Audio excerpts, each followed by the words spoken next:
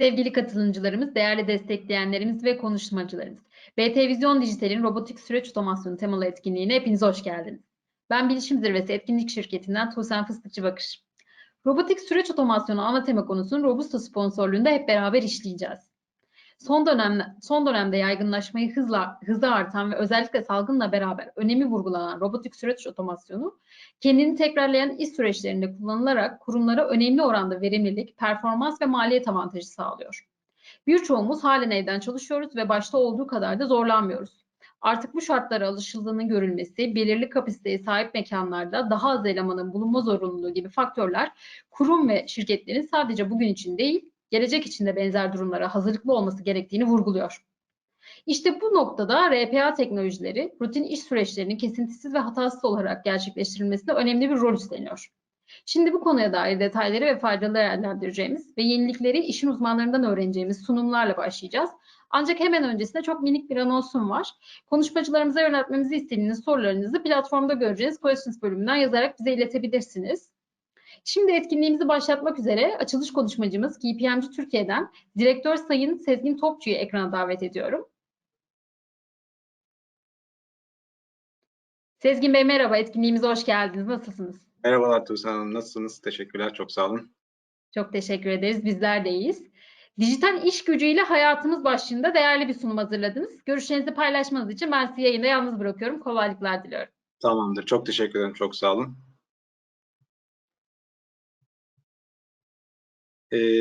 Öncelikle merhabalar herkese. Katılımınız için çok teşekkürler. İsmim Sezgin Topçu, KPMG Türkiye'de IT Advisory Departmanı'nda direktör olarak çalışıyorum. Yaklaşık KPMG'deki 15. yılım. Kısaca kendimi tanıttıktan sonra açıkçası bugün içerisinde sizlerle paylaşmak istediğim bazı konular var. Yaklaşık bir 15 dakikalık bir süre içerisinde dijital iş gücünün ne olduğu, dijital iş gücü alanlarında ne gibi eğilimlerin olduğuna ilişkin bazı bilgileri paylaşıyor olacağım.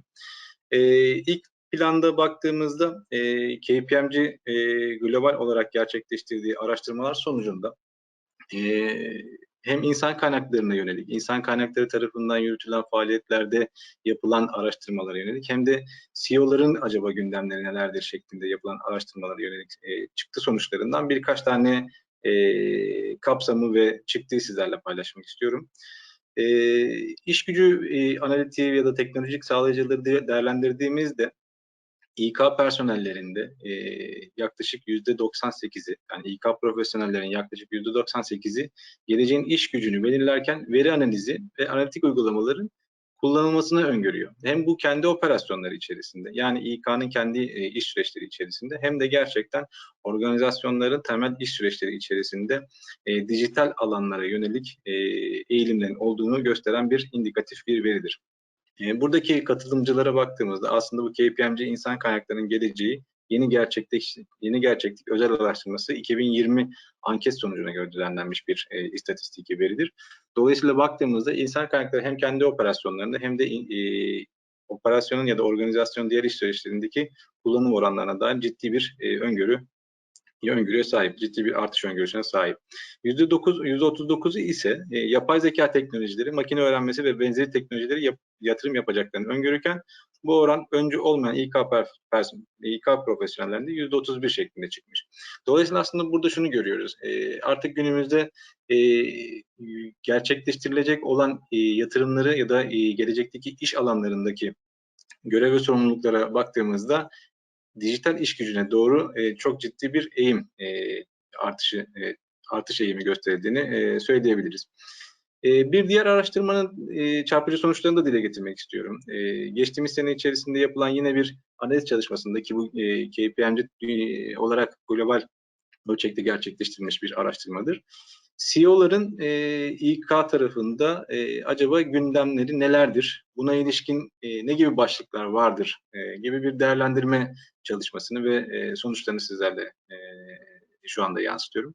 2019 senesi içerisinde yapılan denetim sonuçları, çalışma sonuçlarına baktığımızda, anket sonuçlarına baktığımızda yetenek riskini yaklaşık %2'lik bir önem atfederken Ocak ve Şubat 2020 içerisinde baktığımızda yine %1'lik bir değer atfetmişken katılımcı CEO'larımız Temmuz ve Ağustos 2020 sonrasında, özellikle pandemi sonrasında yetenek riskinin daha üst seviyelere çıktığını gözlemliyoruz. Ne demek istiyoruz aslında burada?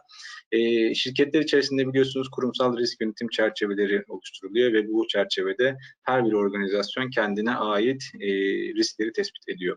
Ve bunları üst yönetim seviyesinde, yani yönetim kurulu seviyelerinde ya da yönetim kurulu seviyesinin delege ettiği komiteler aracılığıyla risk yönetim felsefeleri yürütülüyor. Burada da aslında baktığımızda 2019'dan 2020 Temmuz-Ağustos'a, özellikle pandemi sonrasında insan kaynağına ilişkin, özellikle yetenek riskine ilişkin konular çok ciddi önem arz etmeye başlamıştır.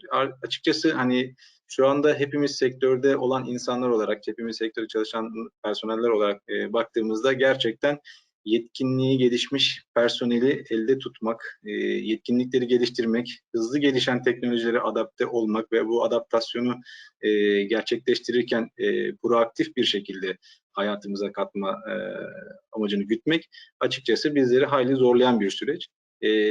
Gördüğünüz gibi bir senelik bir zaman diliminde de CEO'ların gündeminde bu yetenek riski çok ciddi bir ölçüde artmış durumda. Baktığımızda yine teknoloji güven anlamında özellikle salgından sonra, yani bu istatistik verileri veriyorum ki özellikle salgın öncesi ve salgın sonrasındaki çalışma bakış açıları nasıl değişti, CEO'ların gündemlerinde nasıl bir yer almış diye. Çok hızlı geçeceğim alanlar bunlar. %77'si dijital işbirliği ve iletişim alanlarına yatırım yapmaya devam edeceğini belirtiyor.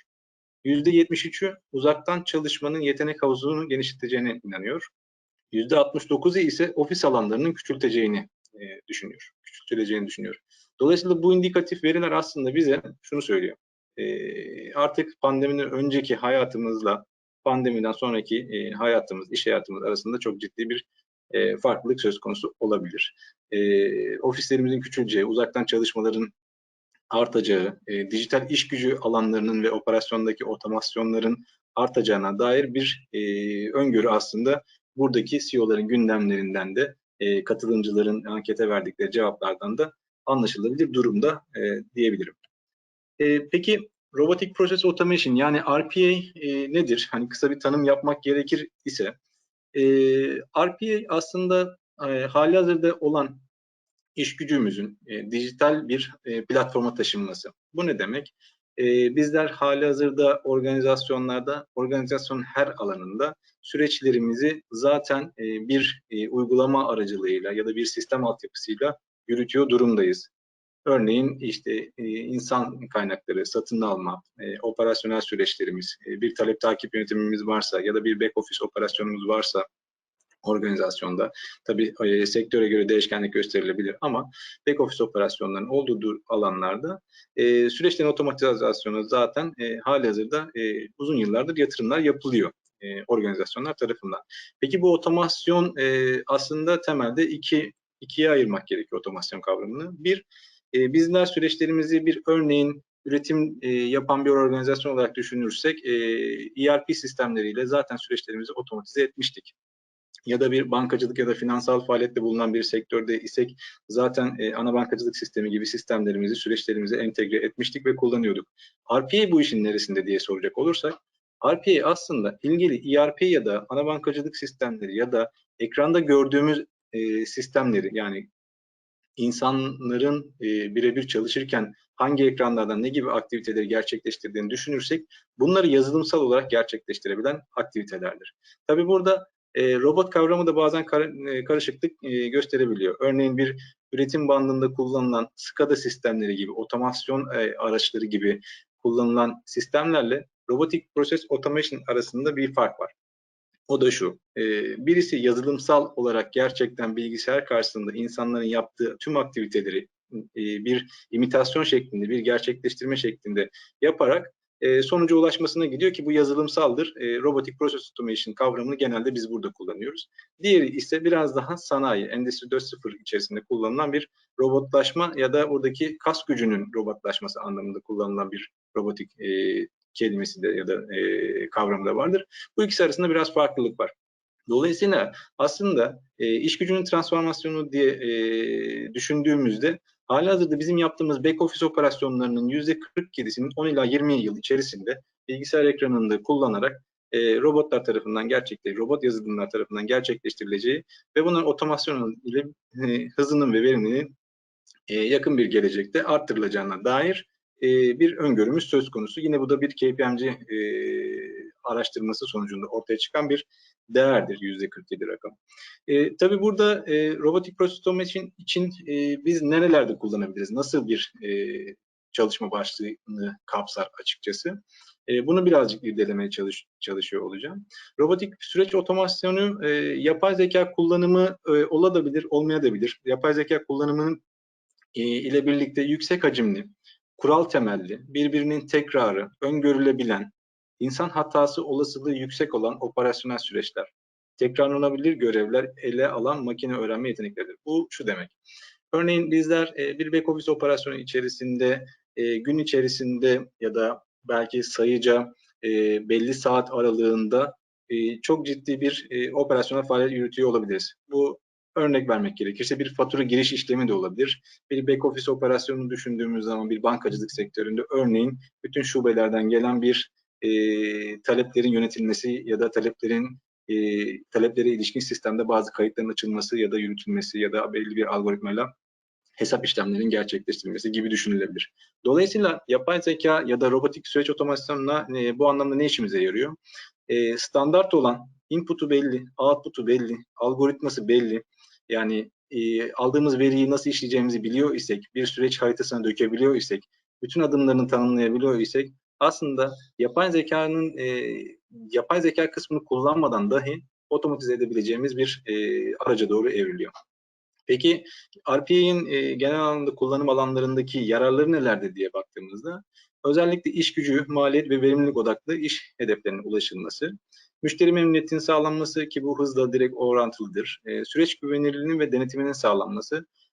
Buradaki süreç güvenilirliği ve denetimden kastımız da şu, örneğin bir süreci insan gücüyle gerçekleştirdiğimizde verilerin aktarımı, verilerin birbiriyle korelasyonu ya da belli bir hesaplama araçlarının kullanılması esnasında örneğin çok basit bir kes kopyala yapıştır copy paste işleminde bile insan hatası söz konusu olabiliyor ama etkin ve iyi bir programlanmış süreç otomasyonu tekniği kullanıldığında bu hata veri üzerinde neredeyse %0 seviyesine gerçekleştirilebilecek bir durumda. Dolayısıyla sürecin ve verilerin güvenilirliği artıyor.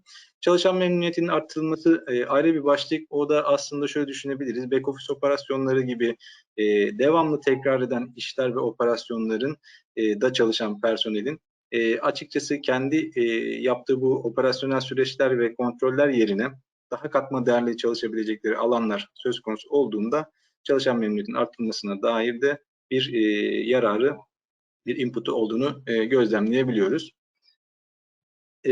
Bir tane hızlı bir video paylaşıyor olacağım sizlerle. Bu video içerisinde de aslında çeşitli örnekleri gösteriyor olacağım. Biraz ileri sarıyor olacağım çünkü zaman yönetimi açısından da için. Ekranda gördüğümüz iki tane ekran görüntüsü gerçekleştiriliyor olacak. Ekranın solunda bir SAP sistemi, ekranın sağında ise birden farklı platform olan yazılım kodlamanın gerçekleştirilebildiği bir ekranı gözlemliyor olacaksınız ve bütün süreç akışını gözlemliyor olacaksınız. Buradaki temel konu ve temel fayda SAP sistemi üzerinde aslına bakarsanız dışarıdan alınan bir verinin SAP sistemi üzerine nasıl entegre edildiğine dair bir konuyu gözlemleyeceksiniz. Örneğin ben veriyi bir sistemden ya da bir mail adresinden aldığımda bir Excel doküman olarak ilgili veri kontrolünü gerçekleştireceğim. Daha sonrasında ilgili veriyi aldıktan sonra veri kontrollerini gerçekleştirdikten sonra sistem otomatik olarak girişini yapıyor olacağım gibi bir senaryo düşünüyorum. Talep tamamen e-posta üzerinden geliyor. Robotic Process Automation bu veriyi alıyor. Daha sonrasında kalite kontrol sürecinden geçiriyor. İlgili adımları takip ederek sistem işini gerçekleştiriyor. Ve en sonunda ilgili faturayı oluşturup talep eden ya da ilgili faturayla ilişkili olan departmana bu mailin bir PDF versiyonunu gönderiyor gibi düşünebilirsiniz. Dolayısıyla aslında burada gördüğümüz ekranda yapılan faaliyette düşündüğümüzde tamamen bir back office operasyonu ve tamamen standart bir sürecin olduğunu gözlemlediğimizde açıkçası hani bunu tamamen yazılımsal robotic process automation süreciyle tamamlayabileceğimiz bir süreç olarak değerlendirebiliyoruz. Bu örneklerden sadece bir tanesi. Bu videoyu biraz hızlı atlıyor olacağım çünkü yönetim açısından birazcık kritik bir zamana doğru evriliyor. Ancak sadece şunu söyleyebilirim ki ekranın solunda gördüğünüz gibi PDF dokümanı oluşturuluyor ve sistem tarafından tüm ilgili taraflara ilgili fatura dokümantasyonu iletilebiliyor.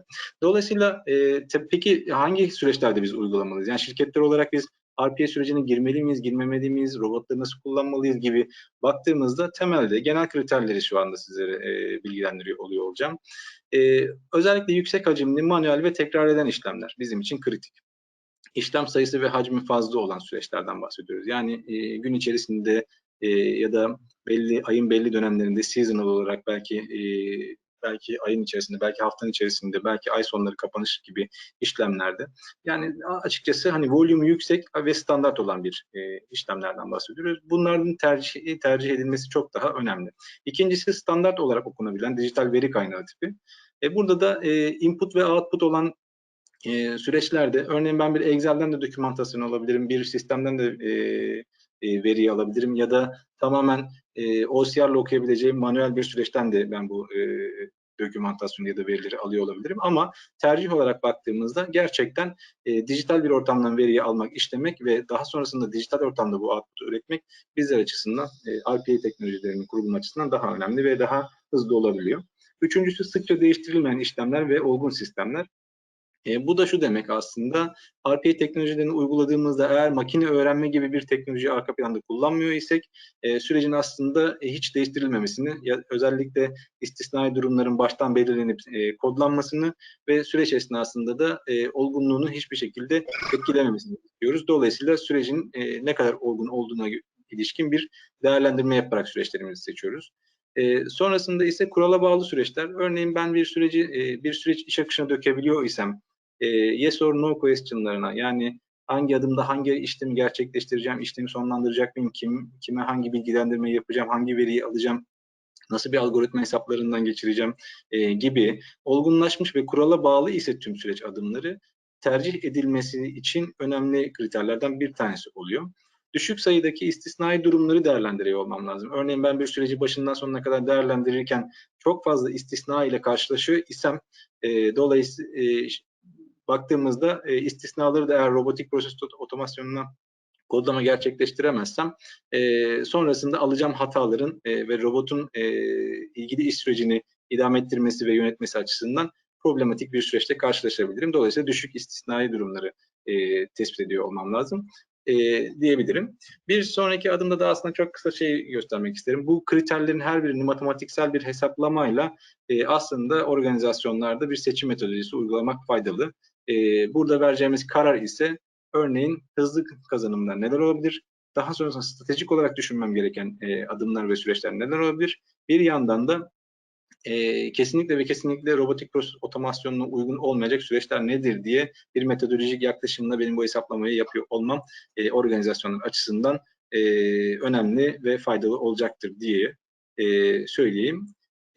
Açıkçası benim hani hızlıca sizlere bilgilendirmek istediğim konular bu şekilde. Daha detaylı farklı bir soru olursa onlar üzerinde ilerlemek isterim. Herhangi bir sorumuz var mı diye bakıyorum. Sezgin Bey, çok teşekkür ederiz değerli sunumunuz için. Evet, bir soru var. Handan Aybaş'tan gelmiş. Ben yönlendireyim size hızlıca. Çok Tabii da ki. hani sürenizi biraz açtık çünkü çok hızlı cevaplayabilirsiniz. Evet, ben de çok hızlı yani çok hızlı gitmeye çalıştım çünkü 15 dakika Farkındayım. gerçekten kısa bir süre. Buyurun, dinliyorum. Hızlıca okuyorum. Kurumsal İK yapıları bu dönüşüm için kurumsal bir yeniden dönüşüme ne kadar hazır? İkinci bir sorusu da bu konuda sizden danışmanlık desteği alma eğilimleri var mı? Demiş Handan Aybars. Şöyle Yani geçtiğimiz 2 sene içerisinde bu talep çok arttı. Örneğin Future of HR gibi yapılan çalışmalarda, yani bu şu demek, gelecekteki kullanım araçları neler olabilir? İnsan kaynakları kendi içerisinde neler kullanıyor? Ya da insan kaynakları operasyonel süreçlerde ne gibi süreçlerde operasyonel süreçlerde RPA'yı kullanmaya başlıyor gibi bir bakış açısıyla bunu cevaplayacak olursak geçtiğimiz 2 senede çok arttı. Yani artık bizler ciddi bir ekip kaynağımızı müşterilerimize bu hizmeti ve servisi sağlamak açısından dedike ediyoruz ve açıkçası biraz da yoğun bir dönemden geçiyoruz. İlk 2 sene içerisinde baktığımızda yaklaşık bir 2 sene önce bu kadar bir talep öngörmezken ya da bu kadar daha katılımcıların olduğu ya da bu kadar nasıl diyeyim, talebin olduğunu öngörmezken 2 senenin sonunda çokça farklı arttığını söyleyebilirim. İK tarafındaki özel bir süreci değerlendirecek olursak, yani örneğin bir işe alım sürecinden sonra bir account management, bir e-mail oluşturma ve benzeri gibi onboarding süreçlerinde biz RPA teknolojisini taşıyoruz. Özellikle İK tarafında da İK'nın kendi operasyonu içinde bu anlamda kullanılmaya başlandı diyebilirim. Bir diğer soruyu tekrar söyleyebilir misiniz? Bu konuda sizden danışmanlık desteği alma eğilimleri var mı demiş. Evet, yani şöyle, bizim yaklaşık 15-20 yıla developer arkadaşımız var ekibimiz içerisinde çalışan. Dolayısıyla aslında şu an sahada birebir biz bu yazılım geliştirme faaliyetlerini KPMG olarak gerçekleştiriyor oluyoruz.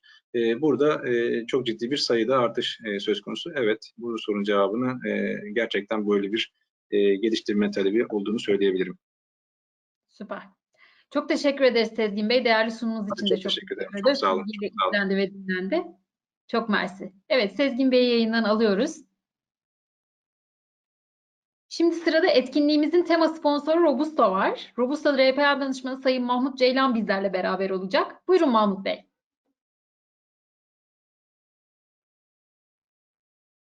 Hoş Merhabalar. geldiniz. Nasılsınız? Çok pardon. İyiyim, teşekkür ederim Tuğsel Hanım. Siz nasılsınız? Çok teşekkür ederim. Sesim net geliyor galiba. Efendim? Sesim net geliyor galiba, değil mi? Şu an herhangi bir sorun Sesiniz yok. geliyor, bir sıkıntı yok. Siz RPA hakkında bize kıymetli bilgiler vereceksiniz. Ben çok vaktinizi almadan hızlıca yayından ayrılıyorum. Kolaylıklar diliyorum size. Çok teşekkür ederim. Çok sağ olun. Şu an hemen paylaşıyorum. Pardon, çok özür dilerim. Şu an tıklayamıyorum. Tamam. Öncelikle çok teşekkür ederim. Değerli misafirler, hoş geldiniz ve katılımınız için size çok teşekkür ederim. Gerçekten Sezgin Bey'e de çok teşekkür ederim. Çok RPA konusunda çok önemli bilgiler verdi bizlere. İsmim Mahmut Ceylan. Robusta'da yaklaşık 2 yıldır iş analisti ve RPA danışmanı olarak görev alıyorum. Bu sunumda sizlere RPA'nin no-code yaklaşımını ve ürünümüzün temel bilgilerinden bahsedeceğim. Sunumum yaklaşık olarak bir 15 dakika süreceğini düşünüyorum ve her soru cevap için çok fazla vaktiniz kalmayabilir. O yüzden ekranda görmüş olduğunuz iletişim bilgimden bana ulaşabilirsiniz bu konuda. Sunuma Robusta, yani kısaca Robusta'dan bahsetmekle başlamak istiyorum. Biz kimiz? 2017 yılında kurulmuş bir şirketiz. Ortalama 15 yıllık bir deneyime sahibiz. Bu da nasıl oluyor? Yazılım geliştirme, iş zekası, iş uygulamaları tarafından hem yurt içi hem de yurt dışında belli bir deneyime sahip bir ekip tarafından kuruldu. Ve 2019 yılında da önemli bir yatırım aldık bu konuda. Ve bu yıl içerisinde de gerçekten büyük bir ivmeye kavuştuğumuzu söyleyebilirim. Şu an 30 kişilik bir ekibe sahibiz ve ürünümüzü tamamen hani Türk mühendisler tarafından geliştirildi. Farklı alanlarda da onun üzerinde şu an bir iş ortağımız oluştu ve müşteri kısmında da 20'den aşkın bir müşteri sayımız oluştu şu an. Bunlardan işte Vakıfbank, Zorlu Holding ve Uludağ İçecek, yani farklı sektörlerde olan sektörde önemli firmaları sayabiliriz.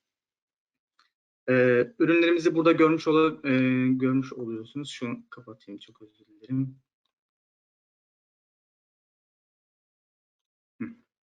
Görmüş oluyorsunuz. Ürünlerimiz Robusta RPA, chatbot ve hizmetlerimizde danışmanlık, uyarlama ve operasyon kısmında ayrılıyor. Şimdi sizlere zaten Sezgin Bey çok güzel anlattı RP'yi ama ben de naçizane bir bilgi vermek istiyorum bu konuda. RPA yani zaten burada olan kişiler az çok konsept olarak biliyor ne olduğunu da ben de bir açıklamak istedim. Dijital ortamda gerçekleştirebilen bir yapıda belli periyotlarla tekrar edebilen ve kuralları belli olması gerekiyor. Ve uygulama içerisinde entegrasyonu gerektirmeyen, tıpkı sanki bir çalışan gibi yazılım robotları aracılığıyla gerçekleştirilebilen bir yapıda. Bu yüzden şu an zaten öngörülen yapı da bu şekilde. İşte her robotun yanında bir çalışan mantığı da şu an gelişmekte. Bu yüzden RPA sektörü hızlı bir şekilde bir ivme kazanıyor. Peki bu RPA bizlere neler kazandırır? Burada görmüş olduğunuz gibi verimlilik, kalite ve maliyet başlıklarından bahsedebiliriz. Bu kurumlar genelde işte verimliliklerini arttırmaları, pazarda rekabetçi bir yapıya kavuşmaları için şu an RPA'yı kullanma eğilimde ve daha çok işte müşteri memnuniyetini ve sadakatini sağlanması amacıyla şu an iyi bir seviyede olduğunu düşünüyorum. Bu verimlilik kısmında bahsettiğimizde mesela neler olabilir diye baktığımızda işte çalışanlara daha çok katma değer işlere odaklanmasını sağlayabilir. Kalite tarafında insana ait hataların yani çok minimum bir şekilde bir seviyeye getirebilir, hatta ortadan kaldırabilir diyebiliriz. Maliyet tarafında da sisteme entegrasyon maliyetlerini azaltabileceğini görüyoruz zaten burada. Bunun kısımları zaten Sezgi Bey'in de anlattı. Ve sonraki slaytta da bu kullanımdaki önceliklerden biraz bahsedeceğim. Bu yapılan araştırmalara baktığımız zaman RPA'nin başta operasyonel optimizasyonda iyileştirmekte tercih edildiğini görüyoruz. %68'de burada yapılan araştırmayı da görebiliyorsunuz. Bu süreçlerin hataların azaltılması, çalışanların katma değeri tekrar eden işlerden sıyrılıp daha çok katma değer işlere odaklanması takip ediyor. Ve bunun yanında işte müşteri memnuniyeti, regülasyonlara uyum gibi konularda RPA'nin kullanımındaki öncelikleri sağlamakta. Devam ediyorum. Peki RPA tarafındaki öngörüler neler? İşte yapılan araştırmalar ne gibi sonuçları doğuruyor ona bakalım. 2020 yılı içerisinde şu an 4 milyar dolarlık bir pazar payına sahip ve 2023 yılında da bunun 10 milyar dolarlık bir büyüklüğe erişeceğini öngörüyoruz. Şu an işte kullanım oranı %30'lardayken, oranın o %30'larda görülürken işte bu RPA'nin yaygınlaşma oranının ama aslında daha düşük olduğunu da görebiliyoruz. Yani %3'lere yakın. Yani evet, RPA gelişmekte bir ürün ama bunun sisteme entegrasyonu ve şirketler tarafından kullanımı henüz istediğimiz seviyede değil maalesef. Peki bu yaygınlaşmayı ya da sisteme entegrasyonu zorlayan şeyler neler diye baktığımız zaman burada en başta kod kullanımını görmekteyiz. Bu robotlara öğretme aşamasında kod kullanımı, işte IT'ye bağımlılık gibi durumlar gerçekten bu seviyeyi maalesef daha yukarı çıkartamadı. Kod yazma gereksiniminin azalmasıyla tabii bu RPA'nin bu %3'lerden daha yüksek bir seviyeye çıkacağını düşünüyoruz. Ve hatta araştırmalarda kısa süre içerisinde RPA'nin bir kişisel asistan olacağı, robotların kişisel bir asistan noktasına geleceği de öngörülmekte. Bu yüzden önü açık ve gerçekten gelişmekte olan bir sektör. Bu yüzden yakın zamanda hatta konuşabiliriz. Şu an mesela dediğim gibi %3'lerde olduğu için hani hangi süreçler RPA'ye taşınabilir diye konuşurken aslında ileride hangisinin taşınamayacağını konuşma durumuna geleceğiz. Bu yüzden dediğim gibi böyle yükselen bir trend içerisinde ve o %3'ün de çok yakın zamanda daha iyi seviyelere geleceğini düşünüyorum. Burada peki şeye baktığımız zaman, özelliklerine baktığımız zaman, Robusta RPA'de bizim tarafta öne çıkan özelliklere baktığımız zaman bir kere BPMN tabanlı bir platform olması, no-code yaklaşımını gerektiren bir yapıda olması, esnek bir mimaride yapı olması ve embed yani gömülü bir yapay zeka yeteneklerinin olması gerçekten öne çıkan özelliklerimizden oluyor. Ve kod yazma, yani burada en önemli kısım ve konumuzun başta olan no-code yaklaşımında bu vizyonu benimsememizdeki en büyük amaç aslında bir önceki slaytta bahsettiğimiz o şirketlere olan entegrasyonu hızlı bir şekilde yapabilmek ve o algıyı kırabilmek aslında. Ve kod yazma ihtiyacının olmamasının aslında sebebiyle iş birimlerinde daha esnek bir yapıda ve daha hızlı bir şekilde kullanılmasını sağlıyoruz. Bu öne çıkan özelliklerimizin en önemlisi aslında burası. Hemen devam ediyorum. Peki RPA tarafın, yani bizim tarafta no code tarafın nasıl oluyor? Kesinlikle iş biriminin herhangi bir kod yazmasına gereksinim duymadan işte sadece herhangi bir kod satırı yani oluşturmadan sadece Visio'daki gibi işte sürükle bırak mantığıyla süreçlerinizi tasarlayabileceğiniz bir yapıda kişilere sunuyoruz. Robust RPA olarak. Bu da tabii ki bize çok büyük avantajlar sağlıyor. Bu ne yapıyor mesela? Kurumsal hafızayı oluşturmuş oluyor. Süreçleri dokümante etmiş olabiliyoruz. En güncel ve en detaylı halini her zaman ulaşıp görebiliyoruz. Bunu tasarlayabiliyoruz. Hatta kurum içerisinde bu işi üstlenen kişi işten ayrılsa bile süreç bilgisi kaybolmuyor kesinlikle. Ve kolay okunabilirliği, demin söylediğim gibi kolay okunabilirliği olduğu için de onun devralan arkadaşın çok kolay bir şekilde entegre olmasını sağlıyor bu durum. Ve yine vurguladığımız kısım işte no code yani kod yazma kısmı o ihtiyaç olmaması sebebiyle bakımlı çok kolay olabiliyor ve değişiklik yapılması konusunda da hemen kolay bir şekilde entegre olabiliyor ve hemen o değişikliği yapabiliyoruz. Burada en önemli kısım aslında IT'ye bağımlılığı ve kod ihtiyacının olmaması. Peki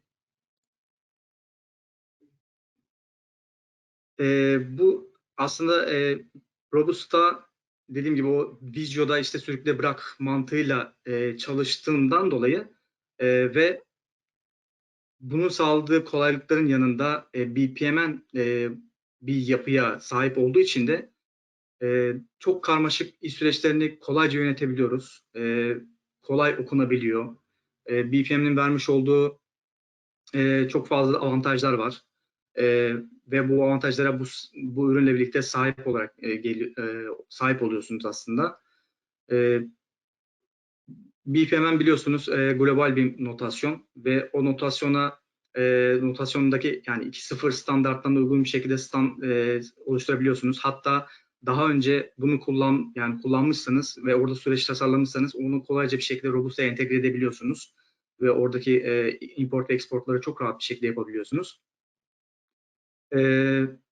Bir başka burada bahsetmek istediğim belli yani iş kuralları falan varsa o iş kurallarını da çok kolay bir şekilde içereceğini söyleyebilirim ve burada görmüş olduğunuz gibi çok kolay bir şekilde ardı ardına belirtilen bileşenlerin çok kolay bir şekilde okunabildiği ve açıklamalar yazılabildiği bir süreç tasarımını görüyorsunuz.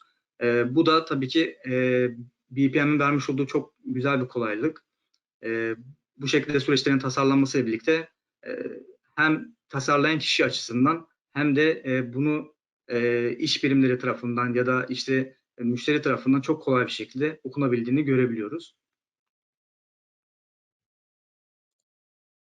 Robusta mimari olarak özelliklerimizden bahsederken bir no-code tarafı vardı, bir de esnek mimari tarafı vardı. Esnek mimari tarafında aslında buradan bahsedebiliriz. Yani bu yapı nasıl oluyor? Bir aslında business logic'imizi bir orchestrator tarafında topluyoruz biz.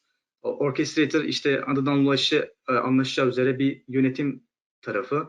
Bu ne yapıyor? İşte birden fazla worker bile olsa hepsini çok hızlı bir şekilde birbirine bağlantılı şekilde yönetebiliyor. Mesela işte buradaki görüntüde olduğu gibi bir analist bir süreci tasarladığı zaman onu orchestrator'a gönderir. Orchestrator da oradan almış olduğu bilgileri worker'lara, robotlara göndererek robotlardan cevap alır ve onu herhangi bir database'de ya da herhangi bir yerde toplanmasını sağlıyor. Ve burada bir değişiklik yaptığınız zaman worker tarafında herhangi bir değişiklik yapıldığı zaman robotların hiçbirinde bir deployment, bir geliştirme yapmanız gerekmiyor. Sadece orchestrator'da bunu yönetmeniz yeterli oluyor. Bizim en büyük avantajlarımızdan bir tanesi de bu. Yani worker'ları tek bir yerden yönetebiliyoruz bu şekilde. Bu şekilde de dediğim gibi işte esnek bir mimariye sahip oluyoruz ve müşterilerin fazla o konuda deployment tarafında bir zaman kaybetmemesini sağlıyoruz diyebilirim. Hemen şöyle gömülü kognitif teknolojiler, yani embed teknolojilere bahsetmek istediğim zaman, yani bu ürünler biliyorsunuz artık günümüzde çok yaygın olarak söz ediliyor, bahsediliyor ve kullanılıyor da. Bu şu an görmüş olduğunuz teknolojileri biz ürünümüzde kullanıyoruz. Ve 2020 yılı içerisinde de çok fazla ürünümüzü geliştirecek, bu yönde geliştirecek teknolojilere sahip olduk. Ve 2021 yılı içerisinde de bu teknolojileri çok hızlı bir şekilde yine geliştirip, kendi ürünümüze geliştirip daha iyi bir seviyeye getireceğimizi düşünüyoruz. Hatta 2021 yıl içerisinde en öncelikli konularımızdan bir tanesi de Hyper Automation. Bu konuya çok fazla ağırlık vereceğiz. Ve robotlarda işte bu süreçlerin otomasyonu sağlarken daha akıllı karar verebilme, işte mevcut dataları daha iyi bir şekilde işleyebilme taraflarını çok iyi bir şekilde yöneteceğimizi düşünüyorum bu yıl içerisinde. Ve her gömülü teknolojinin de çok hızlı bir şekilde ürünümüze entegre edileceğini düşünüyorum. Zaten bizim global pazardaki vizyonumuz da hani bu yönde. Sürekli hem ürünümüzü geliştirip hem de mevcut ürünümüzün daha stabil hale getirmesini sağlamak için çalışıyoruz. Ve yakın gelecekte oluşabilecek herhangi bir teknoloji de olsa yine biz kendimiz o ürünü takip ederek nasıl ürünümüze entegre edeceğimizi düşünüyoruz ve sürekli takip ediyoruz bunu. Aslında bahsedeceğim konular bu şekilde. Şu an hani oturumum aslında burada bitmiş oldu. Bana ayrılan süre içerisinde işte hani no-code ve ürünümüz hakkında, yani ürünümüzdeki no-code yaklaşımını anlatmaya çalıştım. Bir temel bilgi vermeye çalıştım. Yani sunum başlığında da belirttiğim gibi her türlü sorularınız için bana ulaşabilirsiniz. Ve ek bilgi ya da işte demo talepleriniz falan olursa da kesinlikle memnuniyetle cevaplamaya çalışırım. Beni dinlediğiniz için teşekkür ederim. Mahmut Bey biz İyi çok dinlemeler teşekkür diliyorum. ederiz. Değerli sunumunuz için çok mersi. Evet, soru geldi ama mail yoluyla ileteceğimizi kendilerine ilettik. Biz size mail yoluyla soruları ileteceğiz. Zaten süremizi de açtık.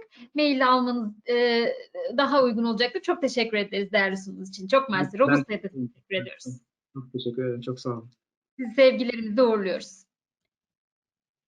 Şimdi etkinliklerimizin birçoğunda bizden kıymetli desteklerini esirgemeyen Sayın Göker Sarp'ı yayına davet etmek isterim. Buyurun Göker Bey.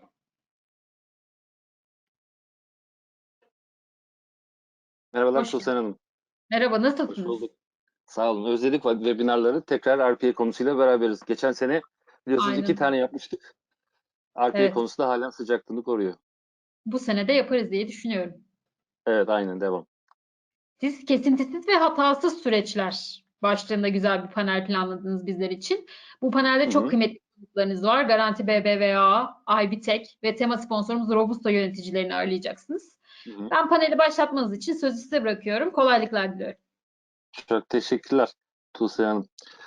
İnşallah, umarım güzel bir panel olur. Geçen sene dediğim gibi 2 tane RPA paneli, oldukça ilgi gören 2 RPA paneli düzenlemiştik. 2018'den itibaren aslında çok ilgi görmeye başladı RPA. Ülkemizde de yerli yabancı birçok ürün var RPA konusunda. Çalışmalar da hızla devam ediyor. Az önce de Robusta'yı dinledik. Ayrıca bir yerli girişim olarak Robusta panelimizde de yer alıyor. Biz de panelde RPA'nin faydalarını, kullanıcı deneyimini ve kullanım alanlarını konuşuyor olacağız. 60 dakikamız var aşağı yukarı. 3 tur soru konuşma turumuz olacak. Soru soracağım, yönelteceğim. İzleyicilerden de daha sonra, yani sizlerden de soruyu alıyor olacağız. Onları da soru bölümüne yazarak bize iletebileceksiniz ve özellikle 3 panelistimizden kime yönelttiğinize dair açıklamayı da iletirseniz çok sevinirim. Şimdi sırayla konuşmacılarımı davet edeyim. Öncelikle Garanti BBVA Teknoloji Doküman Yönetimi İş Akışları Sistemi ve Süreç Otomasyonu Birim Müdürü Gürkan Sel Bey. Merhabalar. Merhaba Gökhan Bey. Merhaba. 23 yıldır Garanti BBVA Teknoloji'de çalışıyor Gürkan Bey. Ege Üniversitesi Bilgisayar Programlama mezunu. İzmir'de yollarımız kesişmiş daha öncesinde. İkinci konuşmacımız Muammer Yüzügüldü. IBTEK Kalite Kontrol ve Otomasyon Departman Yöneticisi kendisi. Hoş geldiniz Muammer Merhaba. Bey. Hoş bulduk Göker Bey. Merhaba. Merhaba Gürkan Bey. Muammer Bey de 20 yılı aşkın süredir yazılım sektöründe, 2007 yılından beri de IBTEK bünyesinde çalışıyor. Yerli girişim olan Robusta'nın kurucu ortağı Murat Dayanıklı'da sıra. O da size söylediğim gibi yerli bir RPA girişimi olan Robusta'nın yönetici ortağı. Buyurun Murat Bey. Sesiniz kapalı sanırım. Henüz gelmedi. Merhabalar Merhaba. Gökhan Bey. Geçen seneki Gökhan panellerden Bey sonra bu merhaba, sene... Muhammed Bey merhabalar. Merhaba. Çok teşekkürler. Merhaba Murat. Geçen seneki panellerimizde de RPA'yı konuşmuştuk. Bu sene de beraber başlıyoruz. İnşallah bu şekilde de devam eder. Şimdi her bir sorumuz için vaktinde tamamlayabilmemiz açısından ve izleyici sorularını da cevaplayabilmemiz açısından 5'er dakikalık süremizi hatırlatmak isterim. İşin oldukça başından başlayalım. Muammer Bey'e iletmek istiyorum. RPA'den önce otomasyon günümüzde bize neyi vaat ediyor Muammer Bey? Tabii. Şimdi otomasyon dediğimiz zaman biz neyi kastediyoruz? Bir takım işlevlerin insan müdahalesi olmadan kendiliğinden olması anlıyoruz. Otomasyon tarih süresince hayatımızı kolaylaştırdı, insanlığın ilerlemesine katkı sundu. Günlük hayatımızda da otomasyonu her alanda kullanıyoruz. İşte zamanı saatlerle otomatik bir şekilde ölçüyoruz veya sıcaklığı belirli bir seviyede tutmayı aletler kendi başına otomatik bir şekilde yapıyorlar. Bilgisayar tarafına baktığımız zaman bu otomasyonun bilgisayarlar 1800'lü yıllarda ilk örneğini Babbage yapmıştı. Babbage bir hesaplama makinesi yapıyor. Bu hesaplama makinesini yapmasının amaçlarından bir tanesi 1800'lü yıllarda İngiltere bir ihracat merkezi olmuş, ticaret merkezi. Çok fazla hesaplama işlemi gerekiyor. Bu manuel hesaplamalarda çok fazla hata oluyor. Bunun yanında yavaş bu hesaplamalar. Babbage bu problemleri çözmek için bir makine geliştiriyor. Buradaki hesaplamaları daha hızlı ve daha doğru bir şekilde yapabiliyor. Buradan otomasyonun ilk amacının yani birinci amacının hız ve doğruluk olduğunu söyleyebiliriz. Yani biz otomasyon yaparken hız ve daha doğru sonuçlar elde ediyoruz. Babbage'in makinesi geliştirmesinden itibaren bilgisayarlar çok fazla gelişti. Matematiksel hesaplamaların yanında veri depolama, veri işleme, veri transferi gibi işlemleri yapar hale geldiler. Tabii bu işlemleri yaparken biz yazılımlardan yararlanıyoruz. Bilgisayarların üzerine çeşitli yazılımlar geliştiriyoruz. Yazılımlar yazılımlar da doğası itibariyle bir takım işlemlerin otomasyonuna yönelik geliştiriliyor aslında. Yazılım demek bazı şeyleri otomatize etmek demek. 1950'li yıllardan itibaren yazılımlar geliştiriyoruz. Çok fazla yazılım geliştirildi. O tarihten itibaren yazılımların doğası da değişti. Farklı farklı yazılım tipleri ortaya çıktı. Bu yazılımlar iş süreçlerine dair oldu. Ama artık öyle bir noktaya geldik ki eskiden bazı iş süreçlerini, çoğu iş sürecini tek bir bilgisayarda, tek bir yazılımla hallederken günümüz dünyasında iş süreçleri farklı yazılımları kullanır hale geldiler. Çok farklı yazılımlar. Hatta şirket içindeki yazılımlar değil, şirket dışındaki yazılımları da kullanma ihtiyaçları ortaya çıktı. Bundan dolayı bu farklı yazılımları kullanılabilen otomasyonlar ortaya çıktı. Bunu da şöyle söyleyebiliriz. Otomasyon artık farklı yazılımları kullanılma tecrübesi olarak ikinci amacını da farklı yazılımları sanki bir insan gibi kullanma destekler hale geldi. Bildiğiniz gibi 1990'larda internet çıktı, dünyaya yaygınlaştırıldı. Kişisel bilgisayarlar kullanımları arttı. Bugün artık cep telefonları vesaire gibi herkesin elinde bir bilgisayar var. Bu bilgisayarlar ve internetin yaygınlaşmasıyla beraber dünyada çok büyük dijital dönüşüm yaşadı. Hatta yaşamaya devam ediyor. Bu dijital dönüşüm sayesinde artık bizim bir takım yaptığımız önceden 30 yıl önce manuel takip ettiğimiz fatura ödemeleri olsun veya bankacılık işlemleri olsun, bunları artık bizim yerimize bankalar takip ediyor. Ama bankada bunu bir kişi veya bir çalışan takip etmiyor, bunu yazılımlar takip ediyor. Artık yazılımlar sizin adınıza fatura ödüyor, sizin adınıza yatırım yapıyor vesaire yapıyor. Artık öyle bir noktaya geldik ki yazılımlar sizin geçmişte veya scheduled bir takım işlerin yanında sizi tanıyıp sizin şu an veya gelecekte yapmak istediğiniz işleri sizin adınıza haber veriyor. Sanki bir çalışanmış gibi sizinle beraber bir dijital çalışan olarak size hizmet ediyor. Bu noktada Finansbank'ın Q uygulaması güzel bir örnek. Finansbank'ın Q uygulaması sizin gelecekte ve şu anda yapmanız gereken işleri tespit edip size mobil bankacılık aracılığıyla uyarıda bulunuyor ve sizin adınıza bir takım işlemleri yapabiliyor. Hı hı. Buradan da otomasyonun üçüncü amacının da insanı taklit etmek olduğunu söyleyebiliriz. Şimdi dijitalleşmeyle beraber iş süreçleri yazılım arttı, bilgisayar kullanımı arttı dedik. Bununla beraber veri de çok fazla arttı. Artmaya devam ediyor.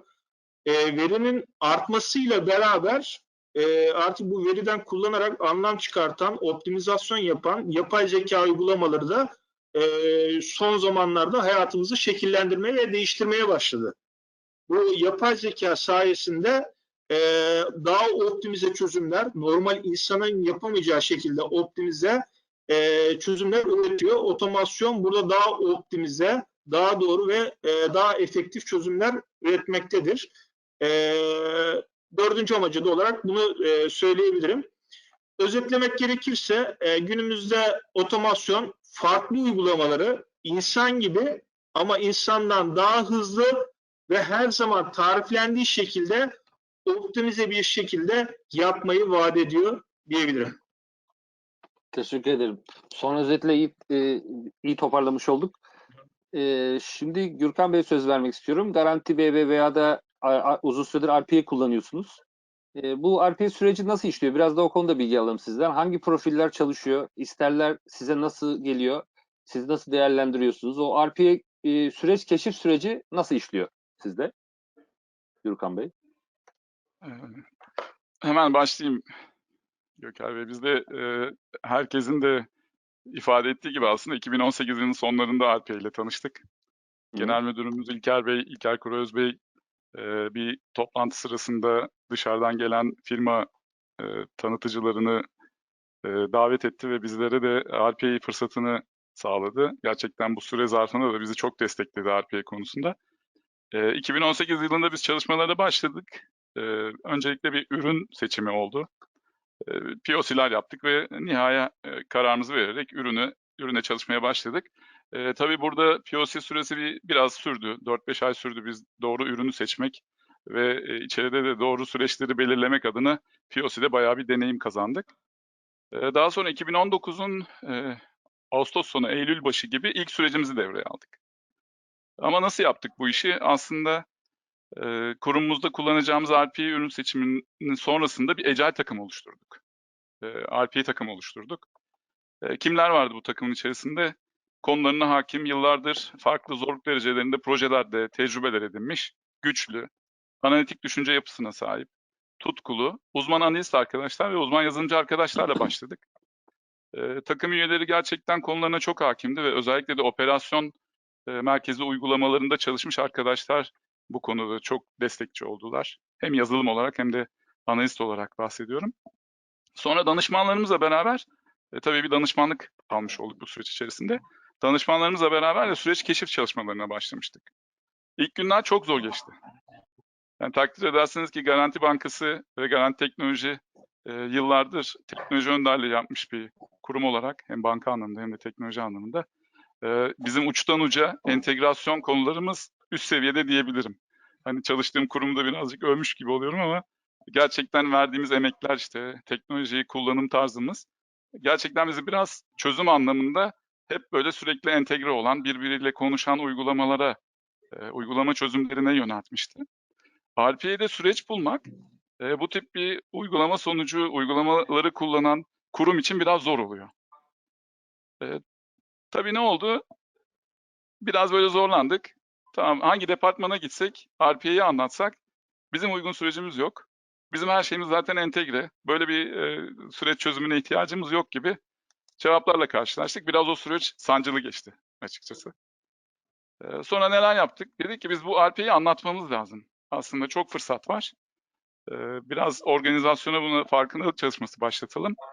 Ürünlerini aldığımız firmayla birlikte öncelikle bizim teknoloji kampüsümüzde. Çünkü teknoloji organizasyonu önce bunu anlatmamız lazım ki çözüm sağlayacak arkadaşların önce bir RPA'yı özümsemesi gerekecek. Ondan sonra kendi iş alanlarında çözümlere doğru ilerleyecekler. Daha sonra bankaya gittik.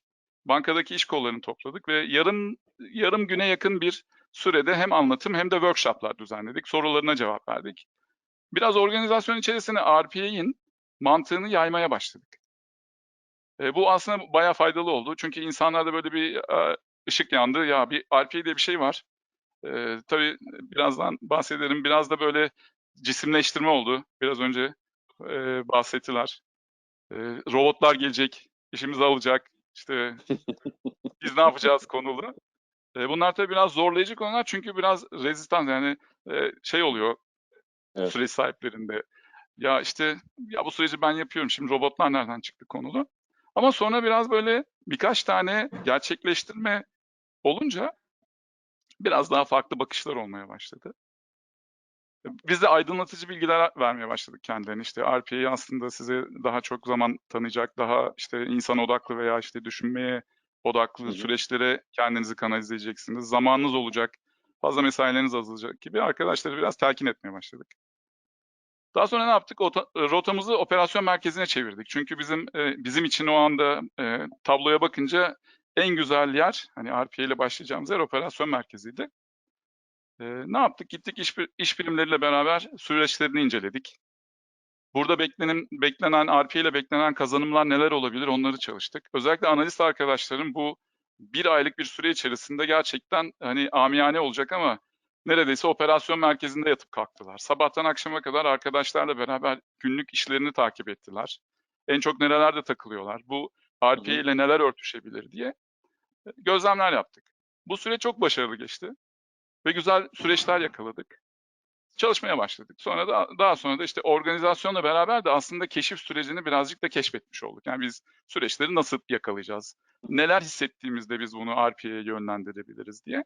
Evet, o çok önemli. Sonra evet bu gerçekten yani yoğun ama biraz hani arkadaşlar da yoruldular bu süre içerisinde. Yoğun oldu ama gerçekten bunun sonucunda en azından operasyon organizasyonumuzda gerçekten güzel sonuçlar aldık. Ne yaptık? Dedik ki ya biz bunu deneyimledik. Bunu da öncelikle teknoloji organizasyonuna yaymamız gerekiyor. Ne yapalım? Biz bir Center of Excellence, yani mükemmelliyet merkezi kuralım. Buna da başlayan Agile takımımız aday. Onu da bir teknoloji organizasyonunun ortasına oturtalım ve bütün iş alanlarında, yani teknoloji iş alanlarında neler var? Bunlar teknoloji çözümü sağlayan bankacılık uygulamaları, ödeme sistemleri uygulamaları, kurumsal şirketlerimiz, biliyorsunuz Garanti Bankası'nın iştirai olduğu birçok kurumsal şirketimiz var ve garanti teknoloji. Garanti teknolojinin de aslında RPA'ya ihtiyacı var. Birçok sürecimiz var bizim de teknoloji şirketi olarak. Takımlar oluşturduk. Minik minik RPA takımları oluşturduk. Ve bizim Core Agile takımımız, yani Center of Excellence takımımız Core görevini üstlendiği için diğer takımlara da deneyimlediği bu süreci aktarmaya başladı. Dolayısıyla biz aslında RPA'yı biraz böyle yaygınlaştırmaya başladık ki bu 2020'nin pandemiden önceki zamanı diyebilirim. Yani Ocak-Şubat aylarında biz bu oluşumları başlattık. Sağ olsun üst yönetimimiz, hem bağlı olduğumuz genel müdür yardımcımız Fatih Bektaşoğlu hem de genel müdürümüz İlker Bey bu konuda bizi çok desteklediler. İşte ürünümüz Roman menşeili. Mesela Romanya'ya gittik, bir gün onlarla beraber kamp yaptılar. Bize bütün gelecek planlarını anlattılar. Oradan da birazcık edinimler aldık. Daha sonra bizim kendi core takımımızdan her küçük RPA takımı için birer tane lead belirledik. Dedi ki sen bu takımın RPA gelişiminden sorumlu olacaksın ve bu takımı ileriye taşıman gerekiyor. Çalışmalara başladık. Pandemi oldu. Ne oldu? Tabii aslında RPA'nin önemi bir kat daha belirginleşmiş oldu. Şu anda neler yapıyoruz? Çok da sözü uzatmayayım. Çok anlatacağım şey var ama sorulara belki cevap vererek açabiliriz bunları. Şu anda ne yapıyoruz? Skorlarımızı değerlendiriyoruz. RPA takımı oturuyor. İşte aday sürecin RPA'ya uygunlukla ilgili başta bunu manuel yapıyorduk. Şimdi bir uygulama geliştirdik. Bütün adayları o uygulamanın datasına giriyorlar ve otomatik olarak her şey oturuyor. İlgili RPA takımı skoruna bakıyor. Önceliklendirmelerini yapıyor. Bizimle tartışıyor. Ek bir talepleri olursa no code hedef, evet, ama çok büyük bir bankayı günlük operasyon sayılarını veya yapılan işlemleri düşürürseniz bazen de böyle destek amaçlı, library amaçlı bazı küçük ufak tefek tool'lar geliştirmek gerekiyor. Bizim burada en çok, RPA başında en çok zamanımız alan konu çoklu gelen işlerin çok robota dağıtılması ve en son yapılan işlemden sonra da işlem sonuçlarının raporlanmasıydı mesela. Bu konuda bayağı efor sarf etti mükemmelliyet merkezi takımımız. Daha sonra da bunu bir core olarak, bir fonksiyon olarak sistemin içerisine yerleştirdiğimiz için şu anda çok rahat her şey otomatik düzenlenmiş oluyor.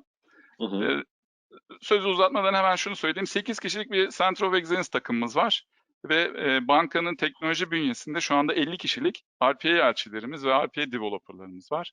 Sertifikasyona da çok önem veriyoruz. Arkadaşlarımızın RPA Developer, özellikle Advanced RPA Developer sertifikası alması için çok destekliyoruz. Şirketimiz de, bankamız da çok destekliyor bu konuda. RPA Garanti Bankası'nda çok iyi gidiyor. Önümüzdeki sene de bununla ilgili bayağı hedeflerimiz var. İlerleyen zamanda anlatabilirim. Şimdilik sözü size tekrar bırakayım Gökhan Bey. Çok da Sözünüzün arasında RPA elçisi geçti. Tanımlar mısınız RPA elçisi? Tabii ki. Nedir? RPA elçisi şu, aslında biraz önce bahsettim, o keşif çalışmalarında olan arkadaşlar hem hands-on, yani direkt RPA süreci de hazırlayan arkadaşlar bunlar ve kendi iş alanlarında olası RPA fırsatlarını da değerlendirip bunu alıp kendi RPA takımıyla veya iş çok büyük veya çok tanımlanmamış, daha önce karşılaşılmamış bir süreçse bu, bizim COE takımımızla paylaşıp bunun RPA fırsatı olup olmayacağına dair aslında bütün organizasyon içerisinde böyle RPA'ye adamış kendini, biraz da RPA'ye merakı olan arkadaşların bu keşif süreçlerine katılmasını sağlamış olduk. Aynı zamanda en son RPA süreci de develop ediyor bu arkadaşlar. Dolayısıyla böyle bir çark başlatmış olduk kurumun içerisinde. Okey. Teşekkürler açıklama için. Murat Dayanıklı Bey ile devam edelim. Robusta kurucu ortağı. Murat Bey, RPA teknolojilerini kullanmaya başlamayı düşünen firmalara ne gibi önerileriniz var? Buradan ne gibi kazanımlar elde edebilirler? Onları bize söyleyebilir misiniz? Tabii. Gökhan Bey, öncelikle bu etkinlik için bilişim zirvesine ve sizin buradaki panel yönetimi için size teşekkür ediyorum.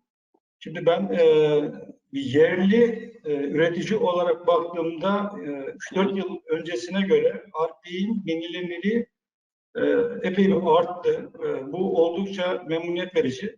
Burada değerli katılımcılar da sürekli işte anlattıkları yeni şeylerle bu bilinirliği daha da artıyorlar. Bu etkinlikleri robust olarak destekliyoruz ve giderek RPA konusundaki bilinirliğin yayılacağını umuyoruz. Bu panelde umarım başarılı bir şekilde bu amaca hizmet eder diye umuyorum. İnşallah. Şimdi öncelikle tabii yeni başlayacak şirketlere başlamalarını tavsiye ederim.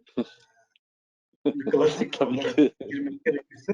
Evet. Şimdi burada şimdi de RPA ile ilgili işte nerelerde kullanılacağı ile ilgili RPA'nin ne olduğu ile ilgili çok bilgiler konuşuldu.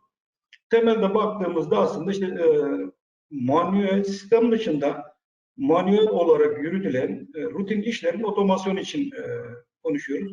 İnsan doğasında aslında bu tür tekrarlayan emek yoğun işler için çok uygun değil. Hatalara çok açık bu tür süreçler. Ve yapılan birçok araştırmada da çalışanların %90'ının bu tür işlerden çok da memnun olmadıkları ile ilgili bulgular var.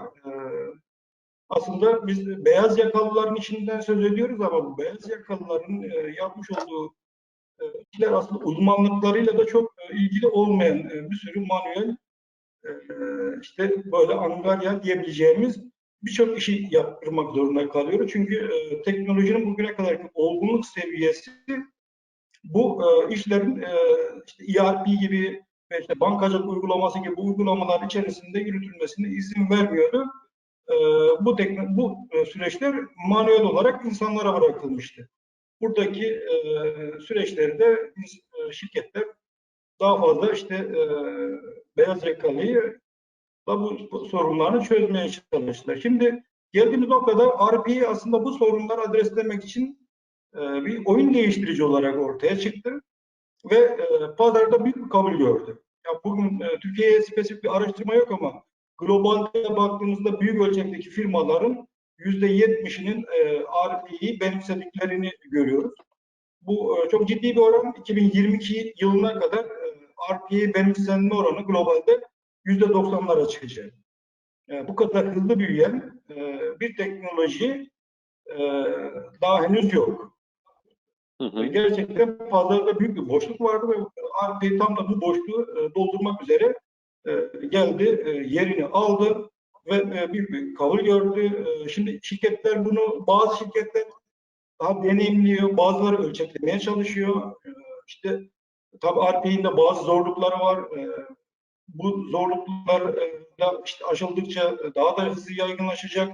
Baktığımızda %70 benimseme oranındayız ama halen daha işte scale edebilen kurum sayısı da %3'lerde. Dolayısıyla aslında şu anda benimseyen şirketlerde bile gidecek 30 katlık bir potansiyelden söz ediyoruz.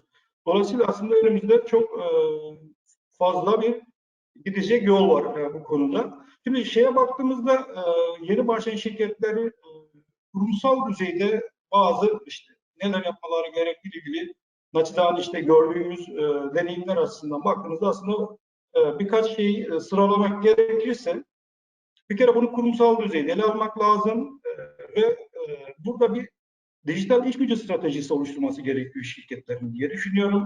Çünkü artık bu değişim geldi kapımıza, kaçınılmaz. Bu değişimde ayak uydurup şirketlerimizi, kurumlarımızı bir sonraki çağa uydurmamız gerekiyor. Bu teknolojiyle aslında işlerimiz daha da kolaylaşacak. Burası kesin. Burada şimdi değişik şirketin işte bir yol haritasının oluşturulması, RPA'ye uygun süreçlerini belirlemesi, işte return on investment çalışmaları yapması gibi bu dijital iş gücü çalışmasının ve parçaları birçok burada yapılması gereken işler var. Burada tabii çalışanları da bu işin içine katmak gerekiyor. Aslında bir insan kaynakları politikasında bir parçası yapmak gerekiyor. İşte katılımcılar bahsetti artık yetenek, biliyoruz ki artık bugün yetenekleri şirketlerde tutmak çok zor. Özellikle yeni işte Z kuşağı geliyor iş hayatımıza. Z kuşağının bugün bizim yapmış olduğumuz işleri yapmaya çok istekli olacağına dair benim herhangi bir kanaatim yok. Biz yine sabırlı bir kuşağız. İşte bilgisayarın karşısında gelen bir faturayı işte bir sisteme girme konusunda biz sabrediyoruz ama Z kuşağının böyle bir sabrı ve tahammülü yok. Onlar bir butonla her şeyi, bir tuşla her şeyi yapmak isteyen daha reaksiyonel bir kuşak. Dolayısıyla aslında bir taraftan da yeni kuşağa da bu çalışma koşullarımızı hazırlama gibi de bir görevimiz var. Evet, doğru. Toplumsal olarak açısından baktığımızda şirketlerin de aslında bakış açılarını buraya doğru kaydırmaları gerekiyor. Burada işte bir sonraki adım olarak doğru tool seçilmesi. Şimdi burada şirketin işte kurumsal yaklaşımına göre bir tool seçilmesi gerekiyor. Sadece işte küçük küçük işlerin otomasyonunu mu düşünüyoruz, yoksa holistik bakmak, şirketin bütün süreçlerini uçtan uca yönetecek bir tool seçimi burada kritik önem kazanıyor, çünkü işte çok sayıda otomasyon parçaları yaptığımızda bunları yönetmesi, bakımı ciddi bir problem olmaya başlıyor. Bu süreçlerin dokümantasyonu, çünkü işlerimizi artık robotlara devrettik, belli işlerimizi, ama sonra bu işlerin ne yaptığını ve buradaki yapılacak değişiklikleri düzgün dokümante etmediğimizde kurumsal hafıza oluşmuyor gibi pratikte birçok problemler var. Bunları baştan öngörüp düzgün bir strateji belirlemek önemli. Süreçleri işte kim tasarlasın? IT mi sorumlu olsun? İş birimleri mi sorumlu olsun? Sahiplik kimde olsun? Gibi şeyler, her şirketin de kültürü ve iş yapış tarzı, teknolojisi farklı olduğu için burada cevap verilmesi gereken konular var en başta. Tabii küçük adımlarla başlamak önemli. Bunu fazlalaştırmak, işte bir POC ile başlamak, sonuçları gördükten sonra bunu pilot uygulamalarla sürdürmek, sonra işte bir Gürkan Bey'in de belirttiği gibi bir Center of Excellence kurmak burada en ideali. Daha sonra da işte gelen süreçleri artık hızlı bir şekilde devreye alacağı, bunun izlenmesini ve raporlanmasını da sağlamak gerekiyor. Faydanın kurum içerisinde net olarak ortaya konulması gerekiyor gibi bir şeyler var. Sürekli bir iyileştirme yaklaşımıyla da bakmak lazım.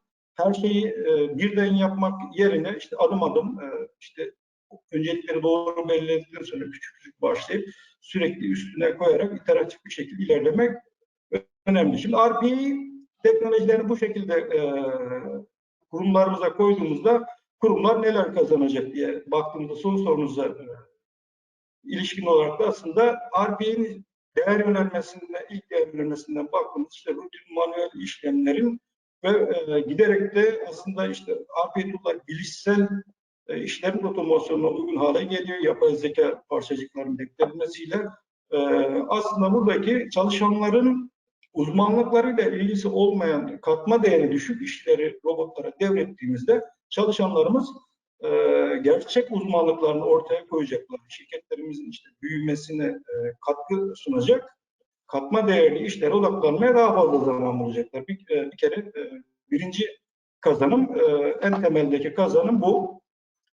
Ve şimdi transaction sayımız artıyor, işlem adetleri artıyor, veri miktarımız artıyor. Her geçen gün bunları sürekli konuşuyoruz.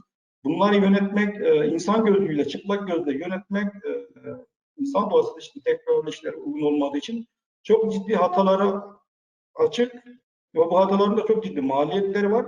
Bu maliyetleri bir kere önemli ölçüde ortadan kaldıracak bu teknolojiler. Tabii burada bir de maliyet avantajı var. İşte sürekli pazarın ihtiyaçları çok hızlı değişiyor. Bu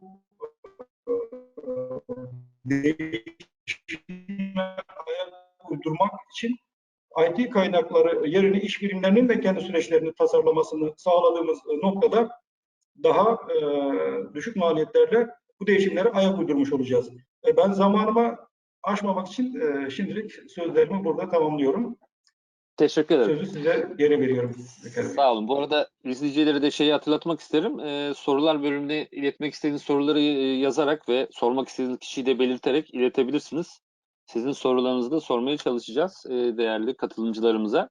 Muammer Bey ile devam edelim. Muammer Bey, sizin bankada bu RPA ihtiyacı nasıl ortaya çıkmıştı? Şimdi daha çok hangi alanlarda kullanıyorsunuz? Biraz izleyicilerimizin kafasında belirginleşsin diye. Tabii. Aslında biz IBTök olarak Finansbank'ta otomasyon çalışmalarımız çok eski. Yani RPA öncesinde de bir takım production ortamında otomasyon çalışmaları yapılıyordu. Ama RPA'in bir fark olarak getirdiği bir takım özellikler var. Normal standart otomasyon dışında. Birincisi geliştirmenin normal yazılım süreçlerine göre çok hızlı olması. İkincisi bir insanı taklit edebilme yeteneği. Yani normal bir insan gibi yazılımları kullanıyor. Devamında da artık bu dijitalleşme diyoruz. Bu dijitalleşmeyle beraber mevcut yazılımların sayısı çok fazla artmaya başladı. Sadece şirket içinde değil, süreçlerimizde kullandığımız işte örnek veriyorum SSK'nın sistemi veya bu gibi sitesi vesaire gibi o elektronik fatura gibi süreçlerden dolayı bankacılık iş süreçleri dışarıdaki sistemlere de entegre bir şekilde çalışma ihtiyacı ortaya çıktı. Bununla beraber işlem hacimlerinin günden güne artıyor olması, mevcut kadroların verimlilik çalışmaları kapsamında bu operasyonel işlerinde yazılımsal olarak çözülme ihtiyacını ortaya çıkarttı. Biz IBTök ve Finansbank olarak 2018'in sonunda ilk RPA çalışmalarını başlattık. Gürkan Beylerle takriben aynı zamanlarda olmuş zannedersem. O dönemde belirlenen pilot süreçlerle beraber production ortamında süreçlerin RPA ortamına aktarılması, bunun yanında ilgili banka tarafındaki aday süreçlerin belirlenmesi, RPA aday süreçlerin belirlenmesi, bunların bir takım önceliklere göre, iş kazancı önceliklerine göre RPA çalışmalarını yürütüyoruz. Finansbank'ta RPA kullandığımız alanlar çok çeşitli. Sadece bir alanda kullanıyoruz diyemem. Ama yoğun olarak İK süreçlerini çok yoğun bir şekilde kullanıyoruz. İşe giriş süreçleri.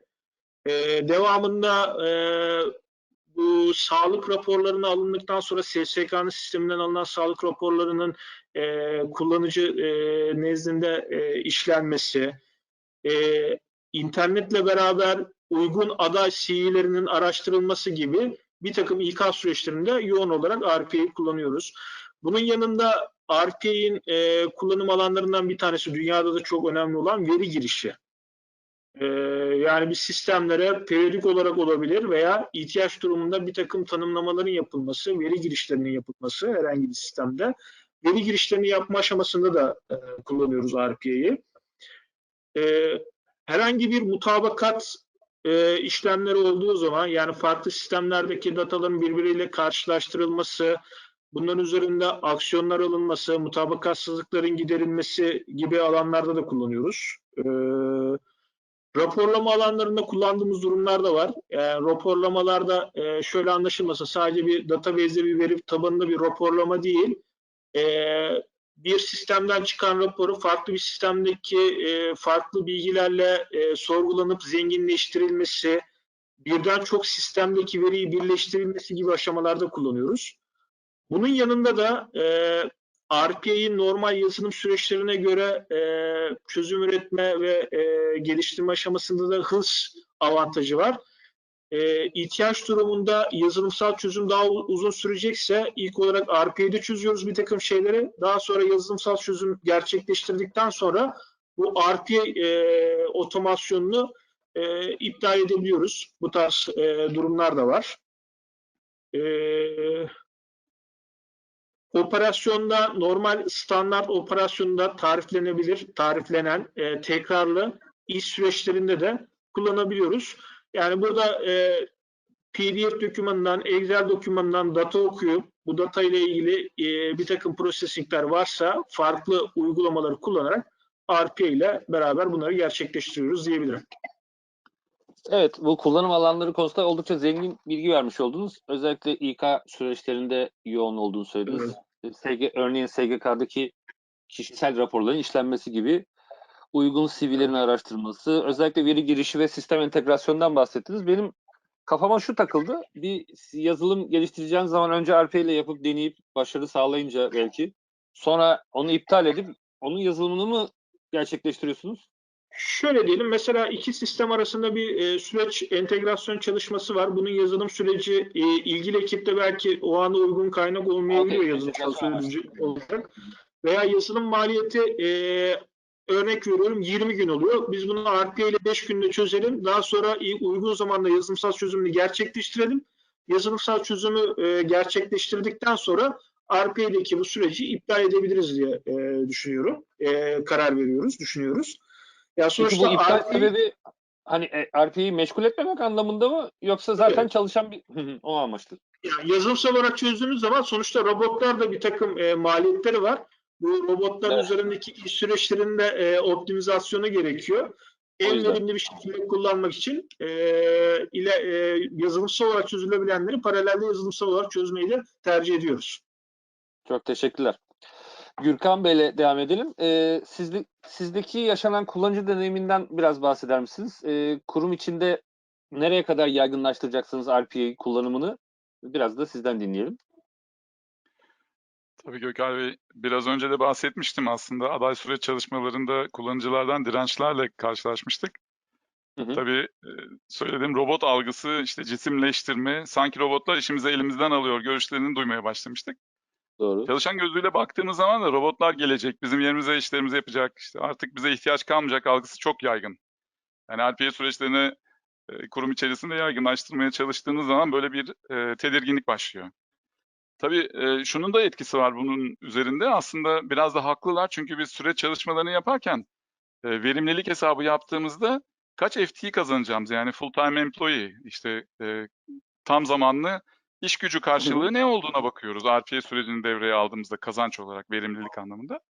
Burada da haklılar aslında. Böyle de bakınca sanki onların yerine RPA süreçleri devreye girecek ve onların işine artık gerek kalmayacak gibi düşünmeleri çok doğal. Ama daha sonra yaptığımız çalışmalarda aslında hep birlikte şunu deneyimledik. Bazı işleri yetiştirebilmek adına fazla mesai yapıyorlardı. Devreye aldığımız ilk süreçte mesela akşam mesailerini ortadan kaldırmış olduk. Bir mevduat bağlama sürecini yapmıştık mesela. Otomatik RPA ile çalışıyor ve zaman bağımlı, işte 5'ten 5.30'a kadar bekleyen müşterilerin taleplerini alıp serbest kalan paranın vadeli mevduata çevrilmesi, günlük repo yapılması şeklinde bir sürece devreye aldığımızda şeyi fark ettiler. Artık akşam saat 5.30'da servise binip evlerine gidebilmeye başladılar. Bu da hoşlarına gitti aslında. Çünkü gün içerisinde veya hafta içerisinde dönüşümlü olarak mesai planlıyorlardı. Biraz da kendilerine zaman ayırmaya başlamış oldular. Bu onlar için tabii ki büyük bir kazanç oldu. Bunu farkına vararak aslında RPA'yı de desteklemeye başladılar diyebilirim arkadaşlarım. Onlar da kendilerine RPA konusunda biraz farkındalık oluşturdu. Daha sonra tabii zaman baskısı olan işleri de otomatize etmeye başladık. Yani şu iş şu saate kadar yetişmeli. İşte herkes işini gücünü bırakıp onu yetiştirmeye çalışıyordu. Mesela arkada RPA süreçleriyle zaman baskısı olan işlerin hem birbirlerinden ardışık olarak arada boşluk bırakmadan doğru zamanda başlayıp doğru zamanda bitirecek şekilde işte robotlara yaygınlaşıp sonra tekrar robotları boşa çıkarma şeklindeki çalışmalarda o zaman baskısı olan işleri de aslında biraz insan iş gücünden biraz dijital iş gücüne doğru kaydırmış olduk. Bu da onların elini biraz rahatlattı. Daha sonra şeyi fark ettiler. Aslında daha fazla kendi kararlarına bağlı, yani insan iş gücünün karar vermesine bağlı veya uzmanlık gerektiren işlere biraz daha fazla zamanları olmaya başladı. Orada daha fazla konuların içerisine girmeye başladılar. Daha önceden aynı anda birkaç işi yönetmek, yürütmek durumundalardı. Şimdi karar verecekleri işlerde daha rahat, daha fazla zamanda çalışmaya başladılar. Bunu da hissettiler. Bunlar hep kendilerinden aldığımız geri bildirimlerin sonuçları. Onları paylaşmaya çalışıyorum sizinle. Sonra neler oldu? Pandemiyle karşılaştık. Herkes ofise gidemez oldu. Evlerinden çalışmaya başladılar. Ve ani iş ihtiyaçları gelmeye başladı. Biraz önce Muammer Bey de bahsetti. Mesela bizim ilk pandemide gerçekleştirdiğimiz RPA sürecimiz kredilerin ötelenmesi çalışmasıydı. İlk talep Kıbrıs'tan geldi ve Kıbrıs BDDK'sı acil bir karar aldı ve hafta sonu, yani bir sonraki pazartesi, bize Perşembe gelmişti bu talep. Bir sonraki pazartesi tüm kredilerin 3 ay ertelenmesi talebi geldi.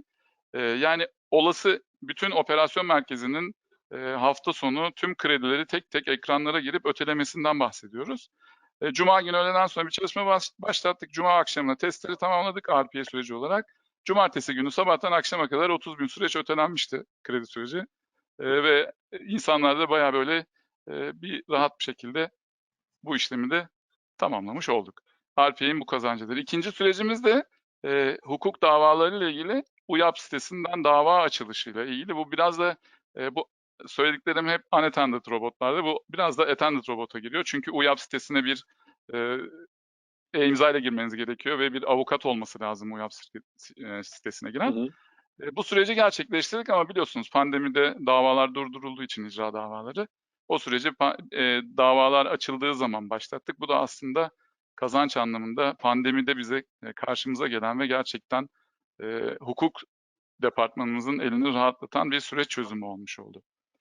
Şimdi ne yapacağız? Bundan sonraki süreçte şöyle hedeflerimiz var.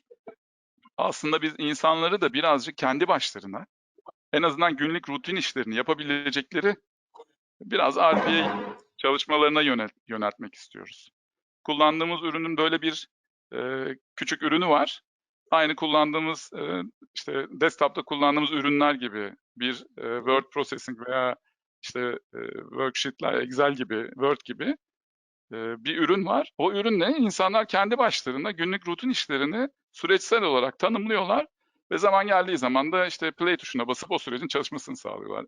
İşte mesela bir mail geldiğinde maile standart cevap veriyorsa veya işte o mailden gelen dataları toplayıp bir rapor oluşturuyorsa kendi başına bunları gerçekleştirebileceği bir hedefimiz var. Bununla ilgili çalışmalara başladık.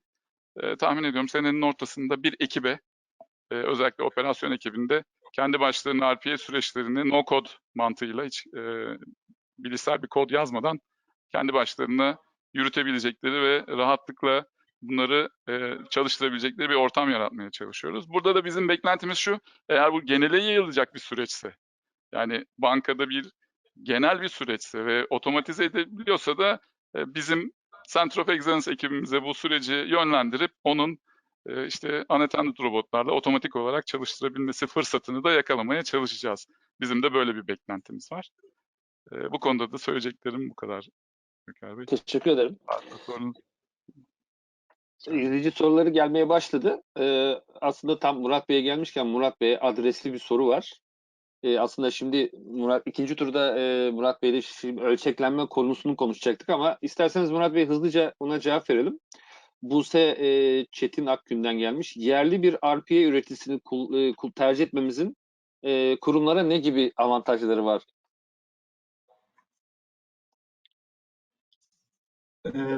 Teşekkürler Gökhan Bey bu soru için. Şimdi Robust'a yerli bir ürün ancak global olma vizyonuyla birinci günden itibaren hedefimiz hep yerel pazarın çok ötesindeydi. Global olma vizyonuyla kurulmuş bir şirket. Dolayısıyla şey açısından baktığımızda yerli bir firma olarak ürünümüzün olgunluk seviyesi işte unicorn olmuş diğer RPA ürünleriyle aynı tercih edilmemizde bizi öne çıkartan özelliklerimiz de var. Aslında şey açısından baktığımızda temelde şimdi Robust'la hiç kod geliştirmeye ihtiyaç olmadan herhangi bir IT yetkinliğine ihtiyaç duymadan bu RPA'lerin ölçeklenme probleminden bahsetmiştim daha önceki konuşmamda. Evet. Buradaki bu problemi adresleyecek şekilde aslında Gürkan Bey biraz önce söylediği her departmandaki herkesin aslında kendi sürecini yapabileceği basitlikte bir değer önermesiyle geliyor. Bu sayede aslında daha hızlı yayılması ve çalışanların kendi süreçlerini kendi yapması. Bunu yaparken de bu şeyin yapılan çalışmanın merkezi bir şekilde takip edilmesine olanak tanınması, böylece buradan çıkacak kurumsal hafıza oluşturma ve kurumsalda hangi süreçlerin yapıldığının paternlerinin belirlenmesi ve buradan şirketin genelinde uygun süreçlerin de belirlenebilecek bir altyapı sağlanması. Yerli olmamızın tabii getirdiği en önemli avantajlardan birisi buradaki danışmanlık ekibimiz ürünü çok yakın olarak biliyor ve biz aslında danışmanlık ekibimiz herhangi bir teknik background'da olmayan iş analistlerinden oluşan bir ekip. İş analistleri süreci iş birimiyle aynı dili konuşacak bir iş analisti ekibimiz var. İş analistleri ekibimiz süreçleri müşterilerimizle konuşabiliyor ve bunların işte RP'ye öğretilmesi, müşterilerimizin eğitilmesi, kendi süreçlerini kendi başlarına tasarlayabilecek aşamaya getirilmeleri konusunda uçtan uca destek veriyorlar ve müşterilerimiz belli bir aşamada sonra kendi süreçlerini herhangi bir danışmanlık bağımlılığı olmadan kendi kendilerine tasarlayacak bir noktaya geliyorlar. Okey, o zaman aslında cevap için tek cümleyle şunu söyleyebiliriz. Know-how yerli olduğu için Türkiye'de direkt kaynağına ulaşarak bilgi sahibi olabiliyorlar. Böyle bir avantajınız var. Evet. Şimdi normalde konuşacağımız akışa göreki soru gündeme gelirsek o da ölçeklenme ile ilgiliydi. RPA teknolojisi çok hızlı benimsendi ama ölçeklenme oranları halen çok düşük. Bu sorun hakkında ne düşünüyorsunuz? Bu bağlamda robot mezarlıkları da konuşulmaya başlandı. Siz bu konuda ne düşünüyorsunuz? Şimdi tabii büyük oranda RPA benimsendi. Şimdi bazı nedenlerden dolayı bu ölçeklenme beklenen hızda olmadı.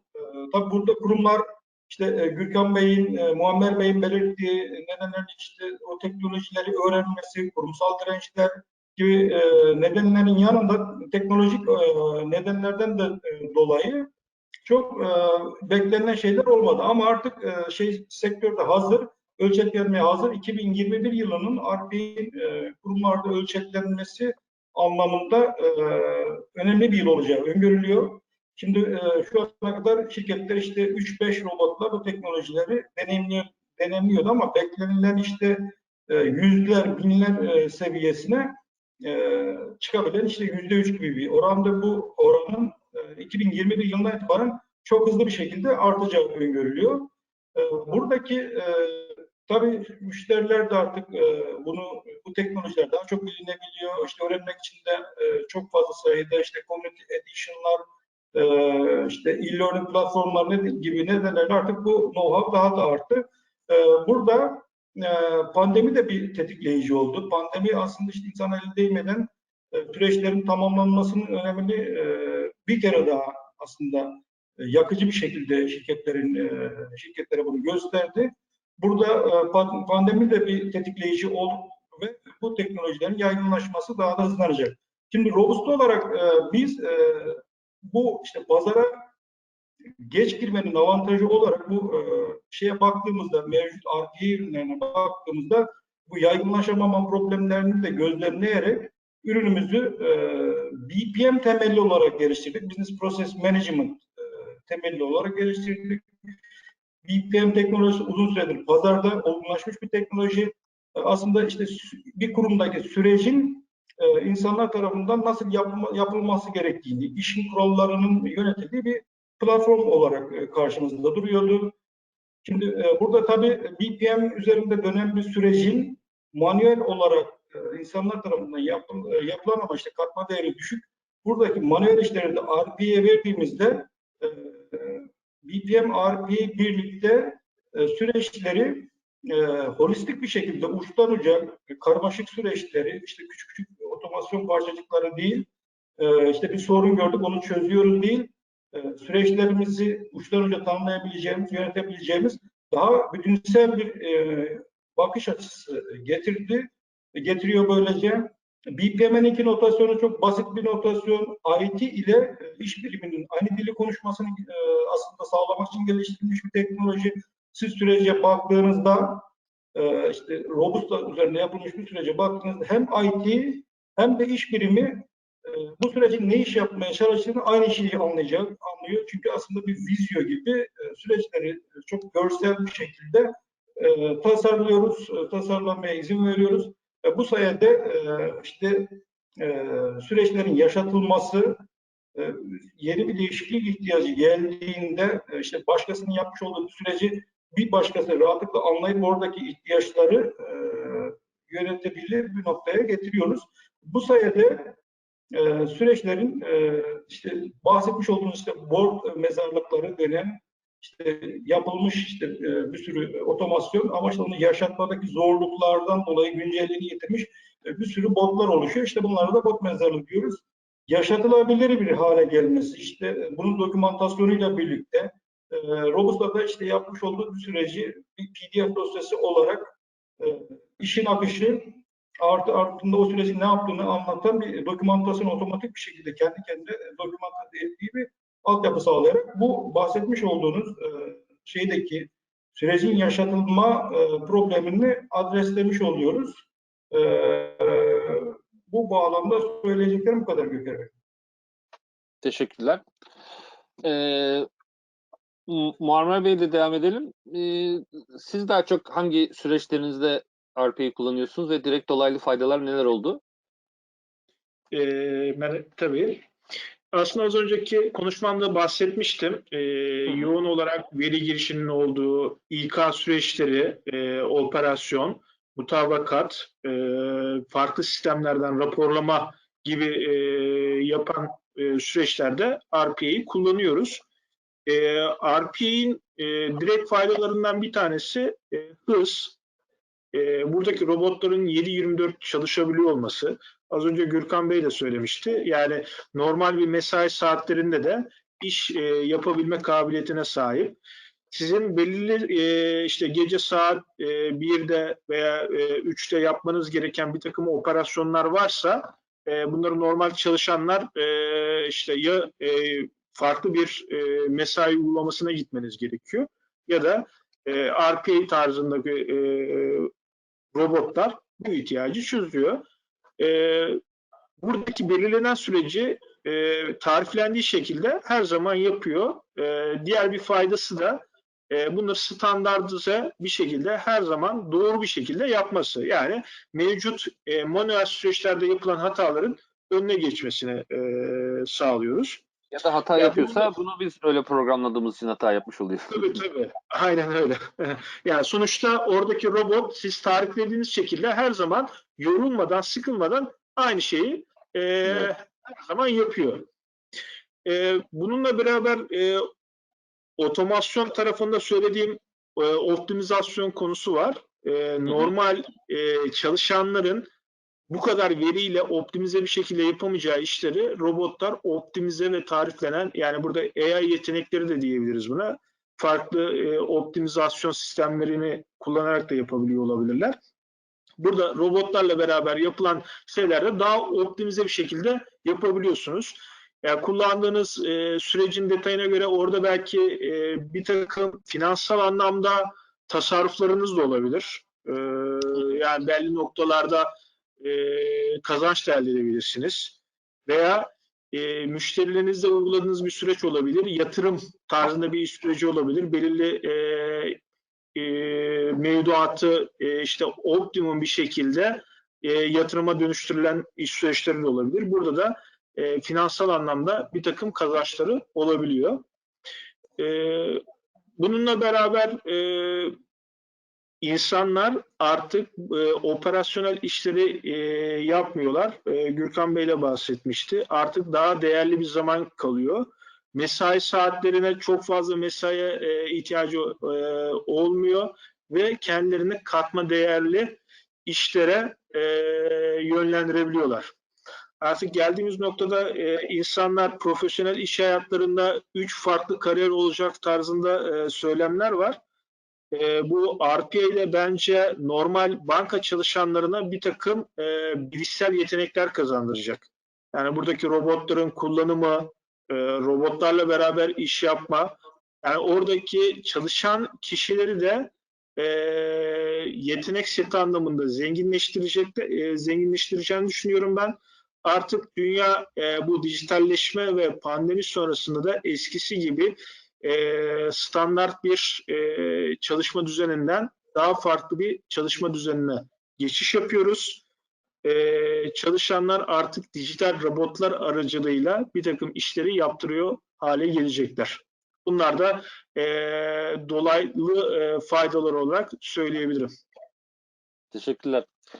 Şimdi Gürkan Bey'le gelecek planlarını konuşacaktık ama yine Gürkan Bey bu sefer adresli bir soru geldi. Müsaade ederseniz onu yönelteyim.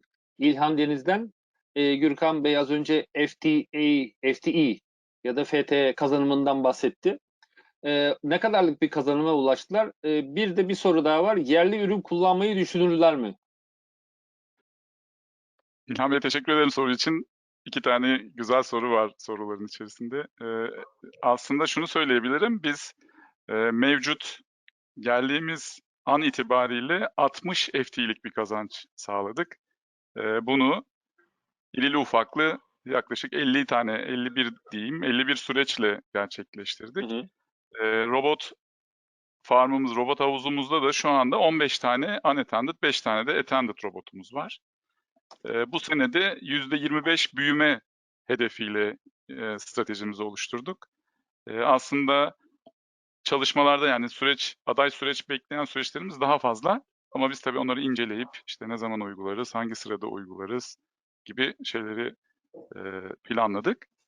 Birinci soru için böyle söyleyebilirim. İkinci soru için de evet var. Murat Beylerle sağ olsun daha önce de görüşmüştük. Onlar bize kendi ürünlerinin detaylarını paylaştılar. Aslında bizim de öyle bir hedefimiz var. Yerli ürünlerle de en azından böyle operasyonel anlamda elimizi rahatlatacak veya işte daha çabuk devreye alabileceğimiz konularda bize hız kazandıracak yerli ürünleri de değerlendirmeyi düşünüyoruz gelecekte. Öyle de bir planımız var. Masamızda duruyor yani. Teşekkür ederim. Şimdi normal akışımızdaki soruya dönelim. Gelecek planlarınızı öğrenmek istiyoruz biraz da. Örneğin BPM ile RPA'yı birlikte kullanmak veya RPA'ya yapay zeka destekli projeler yapmak gibi fikirleriniz var mı? Evet Gökhan Bey var. Aslında biz kurum olarak yani teknoloji organizasyonu olarak çok uzun süreden beri OCR teknolojilerini kullanıyoruz. Yani aslında bu çözümlerde de bizi zorlayan taraf aslında biz biraz daha böyle daha akıl katarak RPA süreçlerini gerçekleştirmeye çalışıyoruz. Basit süreçlerimizi zaten bir şekilde yürütebiliyoruz. Yani RPA ile de yapabiliyoruz. Ama biz istiyoruz ki kazancı maksimuma çekelim. İşte biraz da içerisine yapay zeka veya işte mevcut ortamlarımızda da harmanlayarak sonucu daha da verimlilik anlamında daha da yükseklere çıkaralım. Şimdi OCR'ı kullanıyoruz. OCR'ı çok kullandık. Yıllardan beri kullanıyoruz. İşte kredi kartı başvuru formlarıyla 2001 yılında ilk başlamıştık. Artık onların şeyi kalmadı. Artık başvuru formlarımız elle doldurulmuyor. Dijital ortamlardan başvurular yapılabiliyor. Yani işte call center vasıtasıyla. O şeyleri artık daha çok böyle müşterilerin bize tariflediği talimatların içerisinde ne demek istemişler, hangi bilgileri veya hangi işlemleri yaptırmak istiyorlar diye uzun yıllardan beri gerçekleştirdiğimiz çalışmalarımız var ve biz bunu yaklaşık 5 sene önce de devreye almıştık. Yani müşterinin talimatından müşteri bizden ne istiyor anlayıp daha sonra işlemi gerçekleştirmek. Şimdi bunu RPA'nin içerisine de yerleştirdik. NLP ile bize gelen kredi kartı yenileme taleplerinin dokümanların üzerinden OCR teknolojisiyle veri çıkarıp o verinin de hangi işlemi istiyorsa müşteri ilgili işlemlere doğru yönlendirmek, straight through processing yapmak ve sonuçlandırmak yönünde aslında hedefimiz vardı. Ocak ayı itibariyle bu sürecimizi devreye aldık. 75 ila 80 arasında yüzde doğruluk payıyla şu anda süreçler yürüyor. Yani bu şu demek, gelen 100 dokümanın 20 tanesi manuele düşüyor, 80 tanesi otomatik işleniyor şu anda kart yenileme süreçlerinde.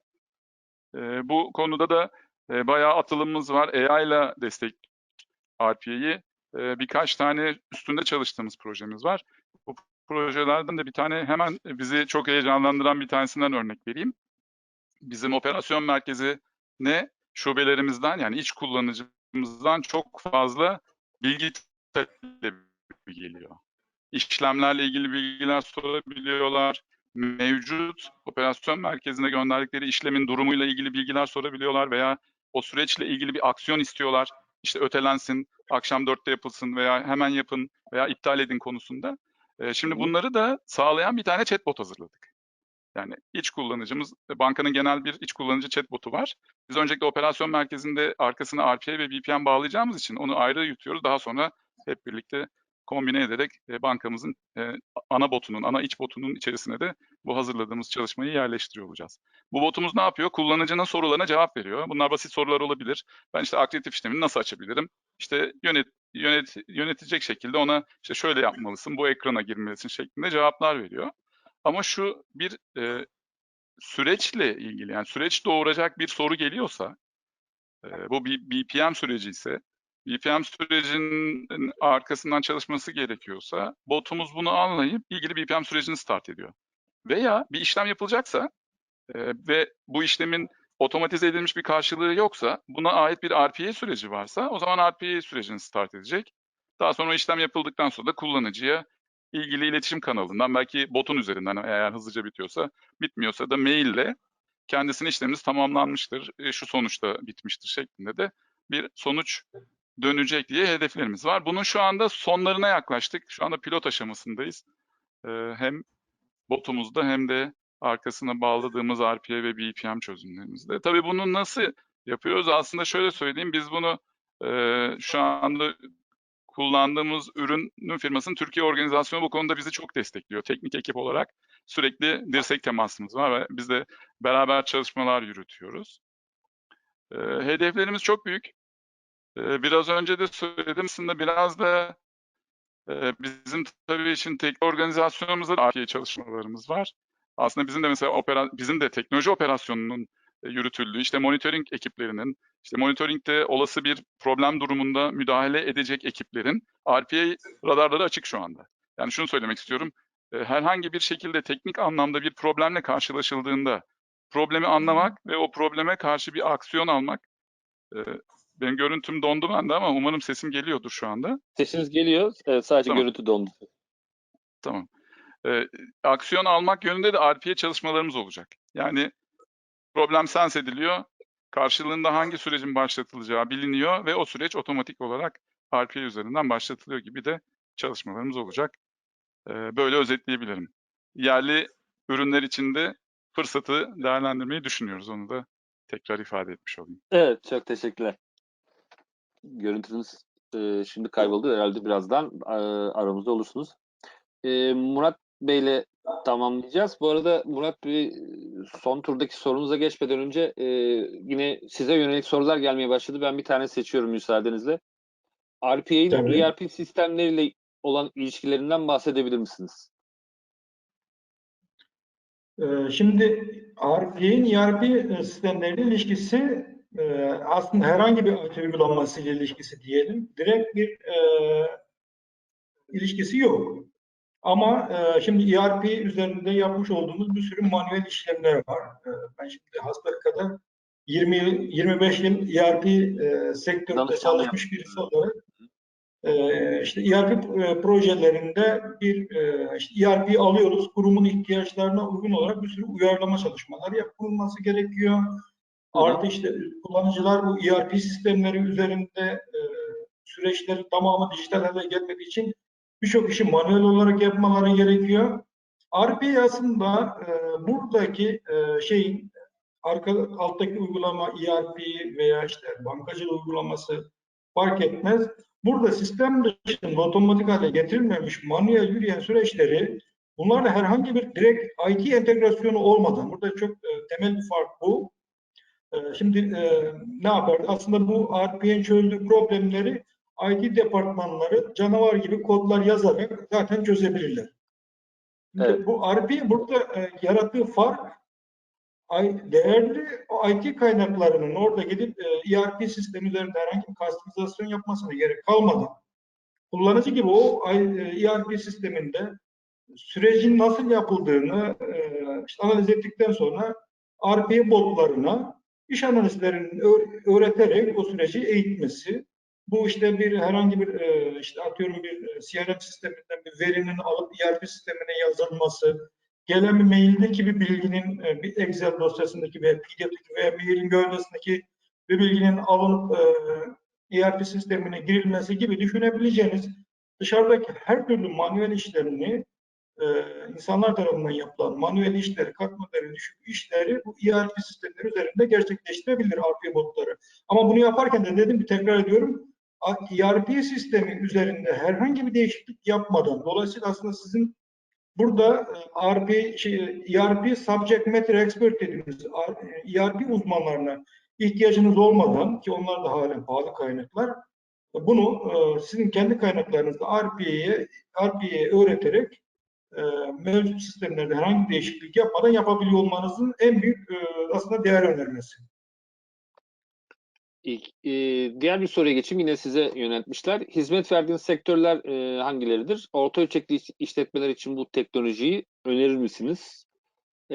Bu da başka bir soruyu doğuruyor. Hangi sektör için? Hangi sektör için sektör anlayamadım. Hangi sektörlerde varsınız? Birinci soru. İkinci soru, orta ölçekli işletmeleri bu teknolojiyi öneriyor musunuz? Teşekkürler. Güzel bir soru, olgun bir soru. Şimdi finans aslında RPA regülasyonu yüksek olduğu, işte bankacılık, sigortacılık gibi alanlarda ilk önce uygulama alanı buldu kendine. Çünkü aslında iş kuralları bu taraflarda daha net. İşler tariflenebilir, işin kuralları net olduğu alanlar finans tarafı. Regülasyonu ve telekom tarafı. Bu taraflarda regülasyon daha yüksek. Dolayısıyla ve biraz da tabii işte paransı olan şirketler, biraz finans şirketleri olduğu için ilk önce biliyorsun yeni bir çıkan teknoloji olduğunda finans kullanıyor ama bu zaman içerisinde finans bunu kullandı. Bu diğer alanlara da, diğer sektörlere de bu teknoloji ihraç etti diyebiliriz. Şimdi biz de finanstan başladık. İşte işte Vakıfbank, TEP gibi bankalardan başladıktan veya işte varlık üretimi şirketlerinden, portföy şirketlerinden başladıktan sonra diğer sektörlere, genel sektöre doğru yayılmaya başladık. İşte Zorlu veya işte Demirören grubu gibi grup içerisindeki diğer işte grup şirketleri içerisinde yayılmaya çalışıyoruz. Burada daha da ilginci artık reel sektör burada artık bu teknolojileri kullanmaya başladı. Üretim şirketleri de artık RPA kullanıyorlar. Bu konuda da reel sektör tarafında da müşterilerimiz var. İşte transportation, işte dağıtım, taşımacılık sektöründe, lojistik sektöründe değişik alanlarda faaliyet gösteren müşterilerimiz var. İşte tarafına baktığımızda da kamu tarafında da uygulama alanları var. SGK, Sağlık Bakanlığı gibi alanlarda da kullanım örnekleri var. Şimdi orta ölçekli firmalar için şöyle de bir kanalımız var. Onu da belki belirtmek isterim. Şimdi bu teknolojileri daha işte ucuz ve uygun yöntemlerle deneyimlemek isteyen müşterilerimiz için de bulut üzerinden bir başlattık, bir iş ortağımız üzerinden. İşte orada bazı hazır süreçleri alabilirler veya robotu buluttan kiralayabilirler veya kendi istedikleri bir süreci bulut üzerinden tasarlamamızı ve o şekilde kullanmalarını sağlayacak birazcık işte process as a service diyeceğimiz bir kanalımız da bu mevcut. Özellikle işte orta ve küçük ölçekli müşterilerimiz için. Okey. Teşekkürler. Yine size bir soru. Bildiğim kadarıyla RPA üreticileri no-code özellikteki ürünleri tüm süreçleri otomatize edilemiyor. No-code özellikteki ürünleriyle tüm süreçler otomatize edilemiyor. Robusta'da bu durum nasıl? Sadece basit süreçler mi tasarlanabiliyor yoksa komplike süreçlerde no-code tarafıyla yapılabiliyor mu, tasarlanabiliyor mu? Robusta'nın en büyük iddiası burada işte no-code olma özelliği. Herhangi bir kod yazmaya ihtiyaç olmadan ki en başta da söylediğim gibi BPM temeli olmamız bütün karmaşık süreçleri herhangi bir kod yazmaya gerek bırakmadan otomatik bir hale getirebiliyoruz. Evet, son sorumuza şöyle geçmiş olalım. Robusta olarak bu işe nasıl giriş yaptınız? Ürününüzü diğer ürünler arasında pazarda nasıl konumlandırıyorsunuz? Bu soru için şimdi aslında Robusta'nın işte kurucu ortaklarından birisi benim Mustafa Orakçı ve ben. Şimdi aslında Mustafa da ben de ERP sektöründe uzun yıllar çalıştık. Bu işte aslında birçok müşterimizin dijital yolculuğuna uzun sürelerdir yardım etmeye çalıştık elimizden geldiği kadar. Şimdi bu projeleri yaparken birçok şeyin yapıyoruz ama işte uzun soluklu projeler yapıyoruz, aylar süren, yıllar süren. Uluslararası büyük projelerde görev yaptım, 4 yıl, 5 yıl süren ERP projelerinde görev yaptım. 4-5 yılda teknoloji değişiyor. İşte kurum 5 yılda ERP'sini ayağa kaldırmaya çalışıyor gibi bir sürü gerçekten bu ölçekte büyük projeler yapmak çok kolay değil.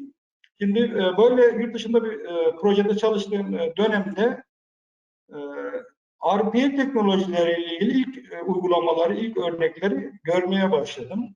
Şimdi bu dönemde bizim önümüzde seçeneği vardı. İşte acaba işte bir yabancı ürünün Türkiye temsilciliğini mi alalım yoksa, çünkü bu alanın çok gelişeceği konusunda gerçekten çok inandım ve zaten bütün tahminlerde şeyi gösteriyor. İşte 80'lerin sonunda 90'ların başında başlayan ERP rüzgarı işte pazarı 30 yıl domine etti. Önümüzdeki işte 20-30 yıllık domine edecek şeyde RPA, dijital çalışanlar teknolojisi olacak.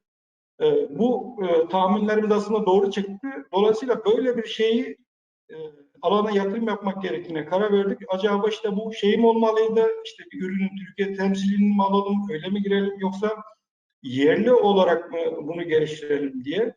Mustafa ile biz bunları konuştuk ve aslında dedik ki biz böyle bir ürünü Türkiye'de yerli olarak geliştirebiliriz.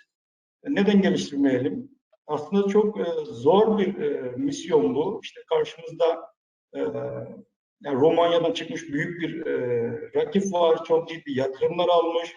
İşte bugün 35 milyar dolarlık bir değerlenmeye ulaşmış.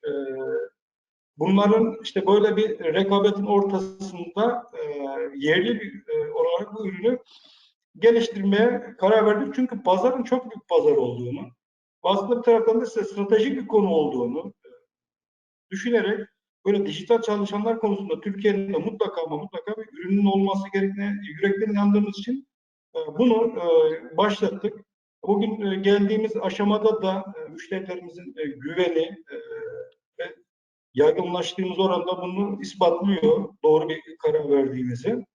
Kendi ürünümüzü dediğim gibi birazcık geç çıkmış olmanın, birazcık işte senelerdir IT'nin içerisinde olmuş olmanın getirdiği bakış açılarıyla farklı bir şekilde geliştirdik. No code ve ileriye dönük olarak ölçeklenebilir bir mimariye uygun olarak geliştirdik.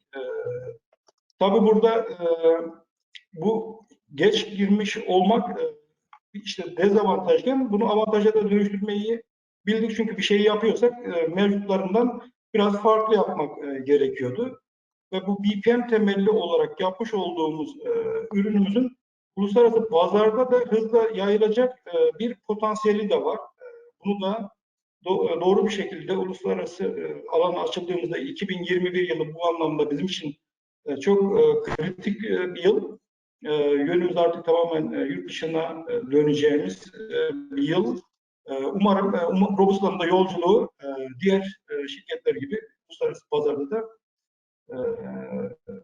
beklendiği gibi gider. Bunun için de azimli bir ekibimiz var. Gerçekten Türkiye'deki olanaklar kısıtlı. Buna rağmen ekip olarak bu kadar işte Türkiye'nin belli başlı önemli saygın kurumlarında kullanılan bir ürün yarattık. Karşıdaki büyük rekabete rağmen. Teşekkürler. Vaktimizin de sonuna yaklaşmak Ben bu üzereyiz. konuda söyleyeceklerim bu kadar. Evet. Teşekkür ederim Murat Bey. Süremizi biraz açtık sanıyorum. Yok, şu anda normal şeyimizle devam ediyoruz. Sorular da gelmeye devam ediyor. Süremizi aşıyor olduğumuz için onlara maille cevaplarını geri dönecek Bilişim Zirvesi ekibi sizlerden cevapları alarak kendilerine ulaştıracaklar. Biz de bu arada siz ikinci konuşmanızda söylemiştiniz ikinci turda Murat Bey. Türkiye'de RPA kullanımına yönelik bir araştırma yok diye. Dolayısıyla yüzde kaç oranında pazarda kullanım var bilmiyoruz ama yaklaşık 200-250 firma kadar RPA kullanıcısı müşteri ya da kullanıcısı firma var değil mi? Var. Evet. Net bir açık şey yok ama evet, yani sadece Robusta tarafında bile 25 müşteri olduğuna göre mutlaka 250'den fazladır diye tahmin yürütebiliriz. Okey, teşekkürler. Dediğim gibi sorularımızı, bundan sonra cevaplarımızı, daha doğrusu sorulara yönelik cevaplarımızı maille ileteceğiz. Ben Muammer Bey'e, Murat Bey'e ve Gürkan Bey'e cevaplarından dolayı çok teşekkür ediyorum. Katkılarından dolayı. Son sözleriniz varsa Muammer Bey, Gürkan Bey, onları alıp kapatalım isterseniz. Tuğsan Hanım da aramızda. Ben bu güzel bir etkinlikte konuşma fırsatı verdiğiniz için hem Bilişim Zirvesi yetkilerine hem size Göker Bey teşekkür ediyorum. Biz de size Bir teşekkür sonraki ederiz. etkinlikte görüşmek üzere. İnşallah Gürkan Bey. Ben de çok teşekkür ediyorum hem Bilişim Zirvesi ekibine hem size Göker Bey. Çok keyifli süreydi ve sorular da gerçekten etkileyiciydi. Umarım katılımcılara da keyifli anlar geçirmişizdir. Merak ettiği şeylerde sizin vasıtanızla cevap vermeye çalışırız tabii ki. Ben son bir şey söylemek istiyorum. Aslında Buyurun. hep robotlardan bahsettik, RPA süreçlerinden bahsettik, insanların işlerinin artık sıkıcı işlerinin otomatize edilmesinden bahsettik ama şöyle bir nüans var. Bu robot yazılımlarının da gerçekten sonuca ulaştıracak uzman arkadaşlara ihtiyaç var. Yani bir insan var, o insan bu süreçleri gerçekleştiriyor. Burada bizi dinleyen eminim genç arkadaşlar da vardır veya yolun başında olan kendisine hedefler çizecek arkadaşlar. Eğer süreç konusunda, süreç mühendisliği veya süreçler konusunda kendini güçlü hissediyorlarsa, çok başlangıçta çok az bilgiyle kendilerini geliştirerek RPA konusunda çok güzel fırsatlar yakalayabilirler. Ben de son söz olarak bunu söylemek istedim. Tekrar teşekkür ederim her şey için. Güzel bir gelecekle ilgili güzel bir vaatti bu sektöre girmek isteyenlere. Tekrar teşekkür ediyorum. Tuğsel Hanım buyurun. Göker Bey biz de çok teşekkür ederiz. Hala 100'ün üzerinde katılımcı burada bizimle bu arada. Aynen. Gerçekten çok verimli bir panel oldu. Ağzınıza sağlık. Biz teşekkür ederiz. Sizleri şimdilik yayından uğurluyoruz. Çok teşekkür ederiz. Panel yöneticimize ve panel konuklarımıza, değerli destekleyenimize sağlıkları, katkıları için teşekkür ediyoruz efendim. Çok fazla soru geldi. Zaman yetersizliği nedeniyle hepsini yönlendiremedik ama tüm sorularınızı mail ortamında cevaplayacağımızı ben de tekrardan iletmek isterim Göker Bey'in dile getirdiği gibi.